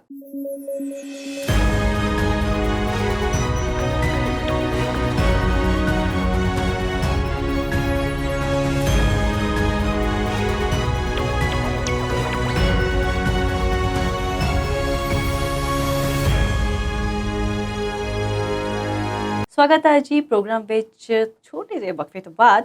ਤੇ ਹੁਣ ਅਸੀਂ ਚਰਚਾ ਕਰਨਾ ਚਾਹਾਂਗੇ, ਵਿਸ਼ਾ ਹੈ ਜੀ ਮਨੀਸ਼ ਸਿਸੋਦੀਆ ਜਿਹੜੇ ਹੈਗੇ ਨੇ ਉਹ ਗੁਜਰਾਤ ਦੌਰੇ ਤੇ ਗਏ ਸੀਗੇ। ਤੇ ਸ਼ਰਮਾ ਜੀ ਸਾਡੇ ਦਰਸ਼ਕਾਂ ਨੂੰ ਦੱਸੋ ਵੀ ਉਹਦੇ ਪਿੱਛੇ ਮਾਜਰਾ ਕੀ ਹੈ, ਕੀ ਮਸਲਾ ਹੈ? ਦਿੱਲੀ ਦੇ ਉਪ ਮੁੱਖ ਮੰਤਰੀ ਤੇ ਨਾਲ ਦੀ ਨਾਲ ਦਿੱਲੀ ਦੇ ਸਿੱਖਿਆ ਮੰਤਰੀ ਤੇ ਕੁਝ ਸਾਲ ਪਹਿਲਾਂ ਇੱਕ ਰੂਸ ਦੇ ਵਿੱਚ ਸੰਮੇਲਨ ਹੋਇਆ ਜਿੱਥੇ ਕਿ ਸਾਰੀ ਦੁਨੀਆ ਦੇ ਵੱਖ-ਵੱਖ ਸਟੇਟਾਂ ਦੇ ਸਿੱਖਿਆ ਮੰਤਰੀ ਆਏ ਹੋਏ ਸੀ। ਉੱਥੋਂ ਅਵਾਰਡ ਮਿਲਿਆ ਉਹਨਾਂ ਨੂੰ ਕਿ ਦੁਨੀਆ ਦੇ ਬਿਹਤਰੀਨ ਸਿੱਖਿਆ ਮੰਤਰੀ ਨੇ। ਅੱਛਾ ਜੀ। ਆਤਿਸ਼ੀ ਮਾਰਲੇਨਾ ਇਹਨਾਂ ਦੇ ਇੱਕ ਸਹਾਇਕ ਰਹੇ ਨੇ ਜਿਹੜੇ ਕਿ ਕੈਂਬਰਿਜ ਤੋਂ ਪਾਸ ਆਊਟ ਨੇ ਤੇ ਉਹਨਾਂ ਦਾ ਨਾਮ ਹੀ ਜਿਹੜਾ ਮਾਰਲੇਨਾ ਹੈ ਉਹ ਮਾਰਕਸ ਤੇ ਲੈਨਿਨ ਨੂੰ ਮਿਲਾ ਕੇ ਉਹਨਾਂ ਨੇ ਅਡਾਪਟ ਕੀਤਾ ਹੋਇਆ। ਵਾਹ ਜੀ ਵਾਹ। ਮਨੀਸ਼ ਸਿਸੋਦੀਆ ਇੱਕ ਐਜੂਕੇਸ਼ਨਿਸਟ ਦੇ ਤੌਰ ਤੇ ਜ਼ਿਆਦਾ ਜਾਣੇ ਜਾਂਦੇ ਨੇ। ਹਾਲਾਂਕਿ ਉਹਨਾਂ ਨੇ ਐਜੂਕੇਸ਼ਨ 'ਚ ਬਹੁਤਾ ਕੰਮ ਨਹੀਂ ਕੀਤਾ, ਉਹਨਾਂ ਨੇ ਆਪ ਪੜ੍ਹਾਈ ਮੈਨੂੰ ਨਹੀਂ ਪਤਾ ਕਿ ਕਰਵਾਈ ਕਿ ਨਹੀਂ ਕਰਵਾਈ, ਪਰ ਉਸ ਦਿੱਲੀ ਦੇ ਜਿਹੜੀ ਉਹਨਾਂ ਦੇ ਪਿਛਲੇ 2 ਸ਼ਾਸਨ ਕਾਲ, ਇੱਕ ਥੋੜ੍ਹੇ ਸਮੇਂ ਦਾ ਇੱਕ ਪੂਰੇ ਸਮੇਂ ਦਾ, ਹੁਣ ਤੀਸਰਾ ਉਹ ਜਿਹੜਾ ਕਰ ਰਹੇ ਨੇ, ਉਹਦੇ ਵਿੱਚ ਉਹ ਸਿੱਖਿਆ ਮੰਤਰੀ ਰਹੇ। ਤੇ ਸਭ ਤੋਂ ਜ਼ਿਆਦਾ ਪ੍ਰਸਿੱਧੀ ਆਮ ਆਦਮੀ ਪਾਰਟੀ ਨੂੰ ਜੇ ਕਿਸੇ ਚੀਜ਼ ਨੂੰ ਲੈ ਕੇ ਮਿਲੀ ਆ ਤੇ ਉਹ ਹੈ ਸਿੱਖਿਆ, ਦਿੱਲੀ ਦੇ ਸਕੂਲ। ਹਾਲਾਂਕਿ ਸਿਹਤ ਵਿੱਚ, ਪਾਣੀ ਦੇ ਵਿਤਰਣ ਵਿੱਚ, ਸਸਤੀ ਬਿਜਲੀ ਦੇ ਵਿੱਚ, ਲੋਕਾਂ ਨੂੰ ਰਾਸ਼ਨ ਘਰ ਘਰ ਪਹੁੰਚਾਉਣ ਦੇ ਵਿੱਚ, ਫ੍ਰੀ ਜਿਹੜੀ ਆ ਹੈਲਥ ਸਹੂਲਤਾਂ ਦੇਣ ਲਈ, ਮੁਹੱਲਾ ਕਲੀਨਿਕ ਬਣਾਉਣ ਲਈ ਉਹਨਾਂ ਨੂੰ ਜਾਣਿਆ ਜਾਂਦਾ। ਦਿੱਲੀ ਦੀ ਜਿਹੜੀ ਸਰਕਾਰ ਆ ਮੌਜੂਦਾ ਆਮ ਆਦਮੀ ਪਾਰਟੀ ਦੀ, ਅਸੀਂ ਸਾਰੇ ਜਾਣਦੇ ਹਾਂ ਕਿ ਦਿੱਲੀ ਦੇ ਵਿੱਚ ਜਿਹੜੀ ਸਰਕਾਰ ਆ ਕਾਂਗਰਸ ਦੀ ਸੀ, 3 ਟਾਈਮ ਦੀ MLA, 3 ਟਾਈਮ ਦੇ ਮੁੱਖ ਮੰਤਰੀ ਸੀ ਸ਼ੀਲਾ ਦੀਕਸ਼ਤ, ਉਹਨਾਂ ਨੂੰ ਕੇਜਰੀਵਾਲ ਨੇ ਹਰਾਇਆ ਸੀ। ਉਸ ਤੋਂ ਬਾਅਦ ਸਰਕਾਰ ਬਣੀ, ਜੋ ਲੰਬਾ ਚੌੜਾ ਘਟਨਾਕ੍ਰਮ ਚੱਲਦਾ ਰਿਹਾ।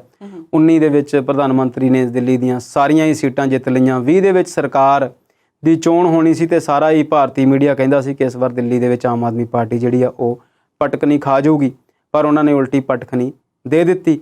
ਦਿੱਲੀ ਦੇ ਵਿੱਚ ਬੜੇ ਹੈਰਾਨੀਜਨਕ ਰਿਜ਼ਲਟ ਸੀਗੇ ਨੀਤਾ ਜੀ ਕਿ ਜਿਹੜੀਆਂ ਲੋਕ ਸਭਾ ਦੀਆਂ ਸਾਰੀਆਂ ਸੀਟਾਂ ਨੇ ਬੀਜੇਪੀ ਕੋਲ ਸਨ ਤੇ ਜਦੋਂ ਦਿੱਲੀ ਦੀ ਵਿਧਾਨ ਸਭਾ ਦੀ ਚੋਣ ਹੁੰਦੀ ਆ ਤੇ ਉਹ ਸਾਰੀਆਂ ਸੀਟਾਂ ਜਿਹੜੀਆਂ ਉਹ ਆਮ ਆਦਮੀ ਪਾਰਟੀ ਕੋਲੇ। ਭਾਰਤ ਦੀ ਲੋਕਤੰਤਰ ਦੀ ਇੱਕ ਵਿਲੱਖਣਤਾ ਵੀ ਸੀ ਤੇ ਇੱਕ ਖੂਬਸੂਰਤ ਤਸਵੀਰ ਵੀ ਸੀ ਕਿ MP ਜਦੋਂ ਚੁਣਦੇ ਆ ਤੇ ਲੋਕ ਮੋਦੀ ਨੂੰ ਪਸੰਦ ਕਰਦੇ ਆ, ਜਦੋਂ ਲੋਕਲ ਗਵਰਨਮੈਂਟ ਚੁਣਦੇ ਆ ਉਦੋਂ ਕੇਜਰੀਵਾਲ ਨੂੰ ਪਸੰਦ ਕਰਦੇ ਆ, ਤੇ ਜਦੋਂ MCs, ਜਦੋਂ ਦਿੱਲੀ ਨਗਰ ਨਿਗਮ ਦੀਆਂ ਚੋਣਾਂ ਹੁੰਦੀਆਂ ਤੇ ਫਿਰ ਬੀਜੇਪੀ ਜਿੱਤ ਜਾਂਦੀ ਹੈ। ਉਹ ਇੱਕ ਖੂਬਸੂਰਤੀ ਆ ਭਾਰਤ ਦੇ ਲੋਕਤੰਤਰ ਦੀ।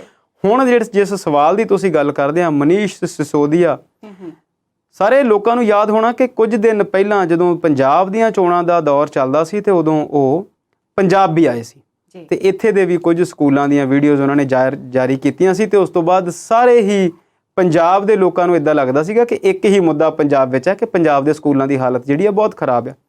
ਸਾਨੂੰ ਵੀ ਆਪ ਜਾ ਕੇ ਦਿੱਲੀ ਦੇ ਸਕੂਲ ਦੇਖਣੇ ਪਏ ਕਿ ਦਿੱਲੀ ਦੇ ਸਕੂਲਾਂ ਦੀ ਐਸੀ ਕੀ ਖਾਸ ਗੱਲ ਹੋ ਗਈ ਜਿਹੜੀ ਕਿ ਪੰਜਾਬ ਦੇ ਸਕੂਲਾਂ ਦੀ ਜਿਹੜੀ ਆ ਉਹ ਉਹਨਾਂ ਨੇ ਹਵਾ ਹੀ ਕੱਢ ਕੇ ਰੱਖ ਦਿੱਤੀ। ਤੇ ਅਸੀਂ ਕੁਝ ਸਕੂਲ ਪੰਜਾਬ ਦੇ, ਅਸੀਂ ਆਪ ਗਰਾਊਂਡ 'ਚ ਜਾ ਕੇ ਪੰਜਾਬ ਦੇ ਕੁਝ ਸਕੂਲ ਵੀ ਦੇਖੇ ਸਨ। ਤੁਸੀਂ ਤੇ ਅਸੀਂ ਉਹਨਾਂ ਸ਼੍ਰੇਣੀ ਦੇ ਲੋਕਾਂ 'ਚੋਂ ਹਾਂ ਕਿ ਜਦੋਂ ਅਸੀਂ ਸਕੂਲ 'ਚ ਪੜ੍ਹਦੇ ਸੀ ਤੇ ਪ੍ਰਾਈਵੇਟ ਸਕੂਲ ਹੁੰਦੇ ਸੀ ਪਰ ਸਾਡੇ ਜੋਗੇ ਨਹੀਂ ਸੀ, ਅਸੀਂ ਸਰਕਾਰੀ ਸਕੂਲਾਂ 'ਚ ਪੜ੍ਹੇ ਹੁੰਦੇ ਸੀ ਉਦੋਂ। ਅਸੀਂ ਆਪ ਸਰਕਾਰੀ ਸਕੂਲਾਂ 'ਚ ਪੜ੍ਹੇ ਹੋਏ ਲੋਕ ਹਾਂ। ਤੇ ਹੁਣ ਉਹ ਪੰਜਾਬ ਦੀ ਉਹ ਦੌਰ ਖਤਮ ਹੋ ਗਈ, ਇਲੈਕਸ਼ਨ ਖਤਮ ਹੋ ਗਈ ਤੇ ਅਸੀਂ ਸਾਰੇ ਜਾਣਦੇ ਹਾਂ ਕਿ ਇਸੇ ਸਾਲ ਦੇ ਅਖੀਰ ਦੇ ਵਿੱਚ ਹਿਮਾਚਲ ਤੇ ਗੁਜਰਾਤ ਦੋਨਾਂ ਭਾਰਤ ਦੀਆਂ ਸਟੇਟਾਂ ਦੇ ਵਿੱਚ ਜਿਹੜੀ ਆ ਉਹ ਚੋਣ ਹੋਣ ਵਾਲੀ ਆ ਤੇ ਆਮ ਆਦਮੀ ਪਾਰਟੀ ਇਹਨਾਂ ਦੋਨਾਂ ਸਟੇਟਾਂ ਦੇ ਵਿੱਚ ਚੋਣ ਲੜਨ ਲਈ ਕਾਹਲੀ ਆ। ਉਹਨਾਂ ਦਾ ਜਿਹੜਾ ਮੋਰਾਲ ਆ ਉਹ ਵੀ ਬਹੁਤ ਆਪਿਆ ਕਿਉਂਕਿ ਪੰਜਾਬ ਦੀ ਚੋਣ ਉਹਨਾਂ ਨੇ ਵੱਡੇ ਫਰਕ ਨਾਲ ਜਿੱਤੀ ਹੈ। ਬਿਲਕੁਲ। ਤੇ ਮਨੀਸ਼ ਸਿਸੋਦੀਆ ਦਾ ਜਿਹੜਾ ਦੌਰਾ ਸੀ ਉਹ 2-3 ਦਿਨ ਪਹਿਲਾਂ ਤੋਂ ਚਰਚਾ 'ਚ ਆ ਗਿਆ ਸੀ। ਜੀਤੂ ਬਘਾਨੀ ਜਿਹੜੇ ਕਿ ਗੁਜਰਾਤ ਦੇ ਐਜੂਕੇਸ਼ਨ ਮਿਨਿਸਟਰ ਨੇ, ਉਹਨਾਂ ਨੇ ਚੈਲੰਜ ਦਿੱਤਾ ਸੀ ਕਿ ਆ ਜਾਓ ਸਾਡੇ ਸਕੂਲ ਦੇਖ ਲਓ, ਕੋਈ ਚੱਕਰ ਨਹੀਂ, ਕੋਈ ਫਰਕ ਨਹੀਂ।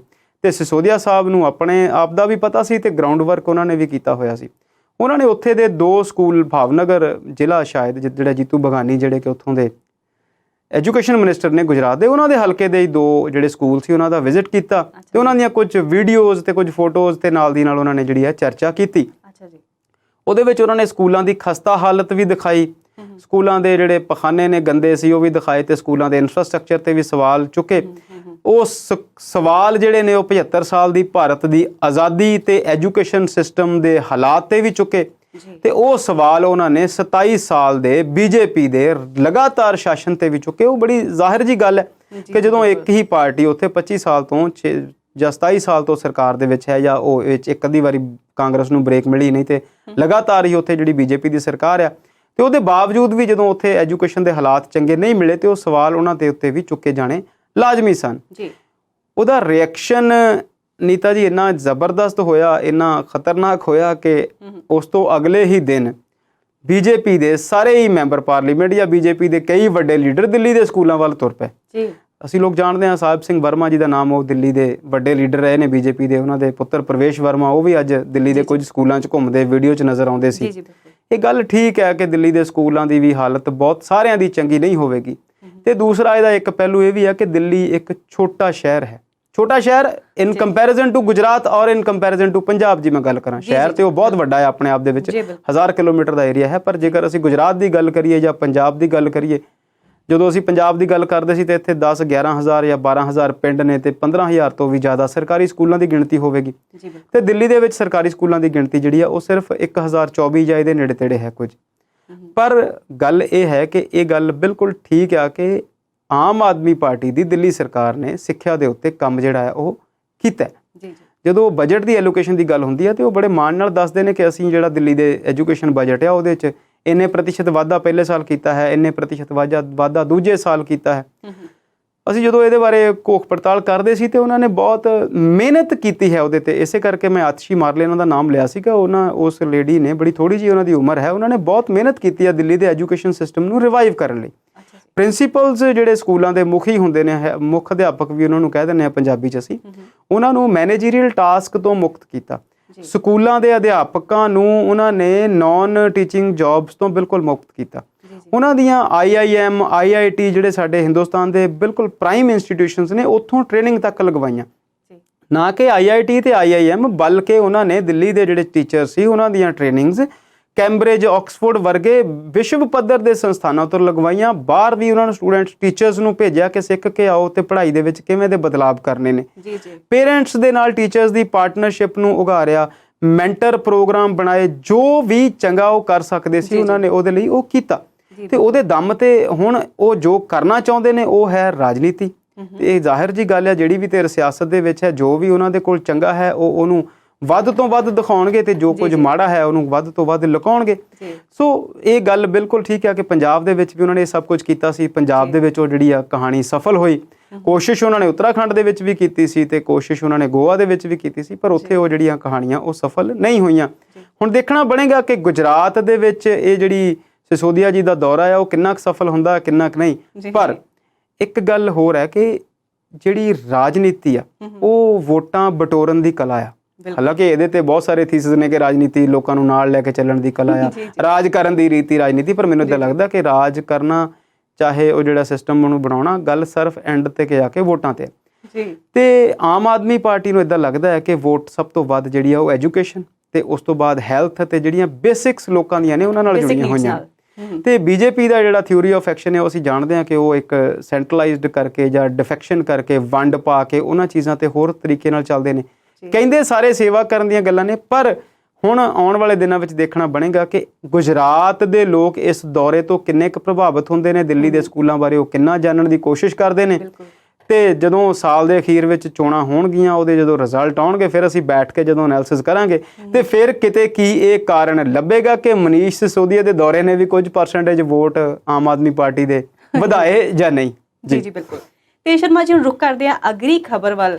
ਅਗਲੀ ਖਬਰ ਜਿਹੜੀ ਹੈਗੀ ਆ ਉਹ ਇਹ ਹੈ ਕਿ ਜਿਹੜੀ ਗੱਲ ਕਰਦੇ ਆ ਕੁੰਵਰ ਵਿਜੇ ਪ੍ਰਤਾਪ ਸਿੰਘ, ਉਹਨਾਂ ਨੇ ਆਪਣੀ ਹੀ ਸਰਕਾਰ ਦੁਆਰਾ ਜਿਹੜੀਆਂ ਅਪਾਇੰਟਮੈਂਟਸ ਕੀਤੀਆਂ ਨੇ ਉਹਦੇ ਉੱਤੇ ਕੁਝ ਆਬਜੈਕਸ਼ਨਸ ਉਠਾਏ ਨੇ, ਉਹ ਕੀ ਵਜ੍ਹਾ ਹੈ? ਬਿਲਕੁਲ ਜੀ, ਅੱਜ ਲੱਗਦਾ ਤੁਸੀਂ ਸਾਰੇ ਇਹਦੇ ਸਾਰੇ ਮੁੱਦੇ ਜਿਹੜੇ ਨੇ ਉਹ ਆਮ ਆਦਮੀ ਪਾਰਟੀ ਨਾਲ ਜੁੜੇ ਹੋਏ ਨੇ। ਬਿਲਕੁਲ ਠੀਕ ਹੈ ਜੀ, ਸਾਡਾ ਸਟੇਟ ਹੈ ਪੰਜਾਬ ਤੇ ਉੱਥੇ ਨਵੀਂ ਸਰਕਾਰ ਬਣੀ ਆ ਤੇ ਹੁਣ ਜਿਹੜਾ ਨਵਾਂ ਵਿਆਹ ਹੋਇਆ, ਗੱਲਾਂ ਤੇ ਉਸੇ ਵਿਆਹ ਦੀਆਂ ਹੋਣੀਆਂ। ਕੁੰਵਰ ਵਿਜੇ ਪ੍ਰਤਾਪ ਇੱਕ ਵੱਡੇ IPS ਆਫੀਸਰ ਸਨ। ਪੰਜਾਬ ਦਾ ਬਹੁਤ ਭਖਦਾ ਮੁੱਦਾ ਸੀ ਬੇਅਦਬੀ ਕਾਂਡ, ਉਹਦੀ ਉਹਨਾਂ ਨੇ ਜਾਂਚ ਕੀਤੀ ਸੀ। ਜਾਂਚ ਹਾਈ ਕੋਰਟ ਨੇ ਰਿਜੈਕਟ ਕਰ ਦਿੱਤੀ, ਮੁੱਢੋਂ ਰਿਜੈਕਟ ਕਰ ਦਿੱਤੀ। ਉਹਨਾਂ ਨੇ ਆਪਣੀ ਨੌਕਰੀ ਛੱਡੀ, ਪਾਰਟੀ ਜੁਆਇਨ ਕਰ ਲਈ। ਫਿਰ ਸਵਾਲ ਉੱਠੇ ਕਿ ਇਹ ਤੇ ਪਹਿਲਾਂ ਹੀ ਸੱਤਾ ਚੋਣਾਂ ਚਾਹੁੰਦੇ ਸਨ। ਜੇ ਕੁੰਵਰ ਵਿਜੇ ਪ੍ਰਤਾਪ ਦੀ ਗੱਲ ਕਰੀਏ ਤੇ ਉਹ ਪੰਜਾਬ ਦੇ ਵਿੱਚ ਬਹੁਤ ਵੱਡੇ ਅਹੁਦਿਆਂ ਤੇ ਰਹੇ, DG ਵੀ ਰਹੇ, IG ਵੀ ਰਹੇ ਤੇ ਨਾਲ ਦੀ ਨਾਲ ਉਹ SSP, ਬਹੁਤ ਸਾਰੇ ਅਹੁਦਿਆਂ ਤੇ ਕੰਮ ਕੀਤਾ। ਅੰਮ੍ਰਿਤਸਰ ਤੋਂ MLA ਬਣੇ, ਵੱਡੀ ਜਿੱਤ ਪ੍ਰਾਪਤ ਕੀਤੀ। ਤੇ ਜਦੋਂ ਸਰਕਾਰ ਨਵੀਂ ਬਣਦੀ ਹੈ ਤੇ ਬਹੁਤ ਸਾਰੀਆਂ ਨਿਯੁਕਤੀਆਂ ਹੁੰਦੀਆਂ ਨੇ ਤੇ DG ਇੰਟੈਲੀਜੈਂਸ ਲਾਏ ਗਏ ਪ੍ਰਮੋਦ ਕੁਮਾਰ ਤੇ ਅੰਮ੍ਰਿਤਸਰ ਦੇ ਕਮਿਸ਼ਨਰ ਲਾਏ ਗਏ ਅਰੁਣਪਾਲ ਸਿੰਘ। ਤੇ ਦਰਸ਼ਕ ਜਾਣਦੇ ਨੇ ਸਿਆਸਤ 'ਚ ਰੁਚੀ ਰੱਖਣ ਵਾਲੇ ਕਿ ਇਹ ਦੋ ਉਹੀ ਅਫਸਰ ਨੇ ਜਿਹੜੇ ਬਰਗਾੜੀ ਕਾਂਡ ਦੀ ਜਿਹੜੀ ਜਾਂਚ ਹੋਣੀ ਸੀ, ਉਹ ਜਿਹੜੀ ਸਿੱਟ ਬਣੀ ਸੀ, ਉਹਦੇ ਵਿੱਚ ਇਹ ਤਿੰਨੇ ਲੋਕ ਸ਼ਾਮਲ ਸਨ, ਅਰੁਣਪਾਲ ਸਿੰਘ ਵੀ, ਪ੍ਰਮੋਦ ਕੁਮਾਰ ਵੀ ਤੇ ਕੁੰਵਰ ਵਿਜੇ ਪ੍ਰਤਾਪ। ਤੇ ਹੁਣ ਉਹਨਾਂ ਨੇ ਸਵਾਲ ਇਹ ਉਠਾਏ ਨੇ ਕਿ ਇਹ ਉਹ ਦੋਨੋਂ ਆਫੀਸਰ ਜਿਹੜੇ ਨੇ ਇਹਨਾਂ ਦੀ ਨਿਯੁਕਤੀ ਜਿੱਥੇ ਜਿੱਥੇ ਪੰਜਾਬ ਵਿੱਚ ਉੱਚੇ ਅਹੁਦਿਆਂ ਤੇ ਕੀਤੀ ਗਈ ਆ, ਕਮਿਸ਼ਨਰ ਅੰਮ੍ਰਿਤਸਰ ਤੇ ਡੀਜੀ ਇੰਟੈਲੀਜੈਂਸ, ਉਹ ਜਿਹੜੀ ਆ ਉਹ ਠੀਕ ਨਹੀਂ, ਕਿਉਂਕਿ ਇਹ ਦੋਨੋਂ ਅਫਸਰ ਉਸ ਜਾਂਚ ਕਮੇਟੀ ਦੇ ਮੈਂਬਰ ਹੁੰਦੇ ਹੋਏ ਉਸ ਜਾਂਚ ਨੂੰ ਸਹੀ ਤਰੀਕੇ ਦੇ ਨਾਲ ਪੇਸ਼ ਨਹੀਂ ਕਰ ਸਕੇ ਸਨ। ਤੇ ਕੁੰਵਰ ਵਿਜੇ ਪ੍ਰਤਾਪ ਦਾ ਇਹ ਵੀ ਕਹਿਣਾ ਆ ਕਿ ਇਹ ਜਿਹੜੀ ਜਾਂਚ ਦੇ ਇਹ ਦੋ ਅਧਿਕਾਰੀ ਸਨ, ਇਹ ਉਹਨਾਂ ਸਿਆਸੀ ਅਦਾਰਿਆਂ ਦੇ ਹੱਕ ਵਿੱਚ ਭੁਗਤੇ ਸਨ ਜਿਨ੍ਹਾਂ ਨੂੰ ਹਰਾ ਕੇ ਹੁਣ ਆਮ ਆਦਮੀ ਪਾਰਟੀ ਨੇ ਸਰਕਾਰ ਬਣਾਈ ਆ। ਹੁਣ ਦੇਖਣਾ ਇਹ ਹੈ ਨੀਤਾ ਜੀ ਕਿ ਕੁੰਵਰ ਵਿਜੇ ਪ੍ਰਤਾਪ ਦੇ ਇਹ ਜਿਹੜੇ ਸਵਾਲ ਨੇ, ਭਗਵੰਤ ਮਾਨ ਦੀ ਸਰਕਾਰ ਉਹਨਾਂ ਨੂੰ ਕਿੰਨਾ ਸੀਰੀਅਸਲੀ ਲੈਂਦੀ ਆ ਕਿ ਨਹੀਂ ਲੈਂਦੀ। ਦੂਸਰੀ ਗੱਲ ਇਹ ਵੀ ਆ ਕਿ ਕੁੰਵਰ ਵਿਜੇ ਪ੍ਰਤਾਪ ਦਾ ਇਸ ਤਰੀਕੇ ਦੇ ਨਾਲ ਸਰਕਾਰ ਤੇ ਉਂਗਲ ਉਠਾਉਣਾ ਬਹੁਤ ਸਾਰੇ ਲੋਕਾਂ ਨੂੰ ਹੈਰਾਨ ਵੀ ਕਰਦਾ, ਕਿਉਂਕਿ ਅਸੀਂ ਜਾਣਦੇ ਹਾਂ ਕਿ 17 ਜਾਂ 18 ਮੈਂਬਰੀ ਕੈਬਨਿਟ ਜਿਹੜੀ ਆ ਉਹ ਆਮ ਆਦਮੀ ਪਾਰਟੀ ਨੇ ਬਣਾਉਣੀ ਆ ਤੇ 11 ਮੈਂਬਰੀ ਹੱਲੇ ਬਣਾਈ ਆ ਤੇ 7 ਚਿਹਰੇ ਜਿਹੜੇ ਉਹਦੇ 'ਚ ਸ਼ਾਮਲ ਹੋਣੇ ਬਾਕੀ ਨੇ। ਤੇ ਜਦੋਂ ਇਹ ਸਰਕਾਰ ਨੇ ਕੈਬਨਿਟ ਨਹੀਂ ਸੀ ਚੁਣੀ ਤੇ ਸਾਰਿਆਂ ਨੂੰ ਲੱਗਦਾ ਸੀਗਾ ਕਿ ਕੁੰਵਰ ਵਿਜੇ ਪ੍ਰਤਾਪ, ਅਮਨ ਅਰੋੜਾ ਤੇ 2-3 ਨਾਮ ਹੋਰ ਨੇ ਬਹੁਤ ਵੱਡੇ ਜਿਹੜੇ ਕਿ ਇਸ ਸਰਕਾਰ 'ਚ ਸ਼ਾਮਲ ਹੋਣਗੇ। ਜਦੋਂ ਉਹ ਸ਼ਾਮਲ ਨਹੀਂ ਕੀਤੇ ਗਏ ਤੇ ਫਿਰ ਲੱਗਦਾ ਸੀਗਾ ਕਿ ਜਦੋਂ ਅਗਲਾ ਵਿਸਤਾਰ ਹੋਵੇਗਾ ਇਹ ਨਾਮ ਜ਼ਾਹਿਰ ਤੌਰ ਤੇ ਉਹਦੇ ਵਿੱਚ ਬਤੌਰ ਮੰਤਰੀ ਸ਼ਾਮਲ ਹੋਣਗੇ।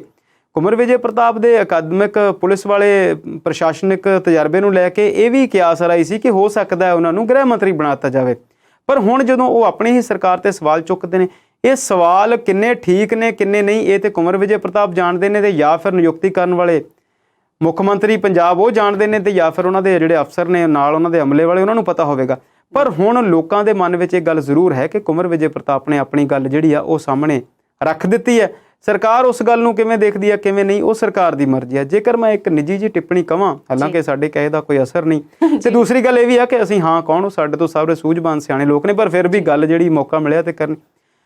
ਦੇਖੋ, ਸਰਕਾਰ ਬਦਲ ਗਈ, ਐਮਐਲਏ ਬਦਲ ਗਿਆ, ਮਿਨਿਸਟਰ ਬਦਲ ਗਿਆ, ਪਰ ਪ੍ਰਸ਼ਾਸਨ ਤੇ ਉਹੀ ਹੈ, ਅਫਸਰ ਤੇ ਉਹਨਾਂ ਵਿੱਚੋਂ ਹੀ ਚੁਣਨੇ ਆ। ਹੋ ਸਕਦਾ ਕਿਸੇ ਵੇਲੇ ਕਿਸੇ ਅਫਸਰ ਨੇ ਕੋਈ ਚੰਗੀ ਕਾਰਜਕਾਰੀ ਨਾ ਦਿਖਾਈ ਹੋਵੇ ਜਾਂ ਫਿਰ ਦੂਸਰੇ ਬੰਦੇ ਦੇ ਸਮਝਣ ਤੇ ਵੀ ਫਰਕ ਹੋਵੇ, ਤੇ ਹੋ ਸਕਦਾ ਹੈ ਜਦੋਂ ਸਮਾਂ ਸਾਰਾ ਕੁਝ ਬਦਲਿਆ ਤੇ ਉਹ ਆਪਣਾ ਨੁਕਤਾ ਨਜ਼ਰ ਵੀ ਬਦਲ ਲੈਣ, ਪਰ ਫਿਰ ਵੀ ਬਹੁਤ ਸਾਰੀਆਂ ਚੀਜ਼ਾਂ ਜਿਹੜੀਆਂ ਉਹ ਭਵਿੱਖ ਦੇ ਗਰਭ ਵਿੱਚ ਹਨ। ਜੀ ਸ਼ਰਮਾ ਜੀ, ਦਰਸ਼ਕਾਂ ਨੂੰ ਥੋੜਾ ਜਿਹਾ ਇੰਤਜ਼ਾਰ ਕਰਨਾ ਪਏਗਾ ਬਾਕੀ ਦੀ ਜਿਹੜੀ ਵਿਚਾਰ ਸੁਣਨ ਲਈ, ਤੇ ਆਪਾਂ ਮਿਲਦੇ ਹਾਂ ਛੋਟੇ ਜਿਹੇ ਇੰਤਰਾਲ ਤੋਂ ਬਾਅਦ।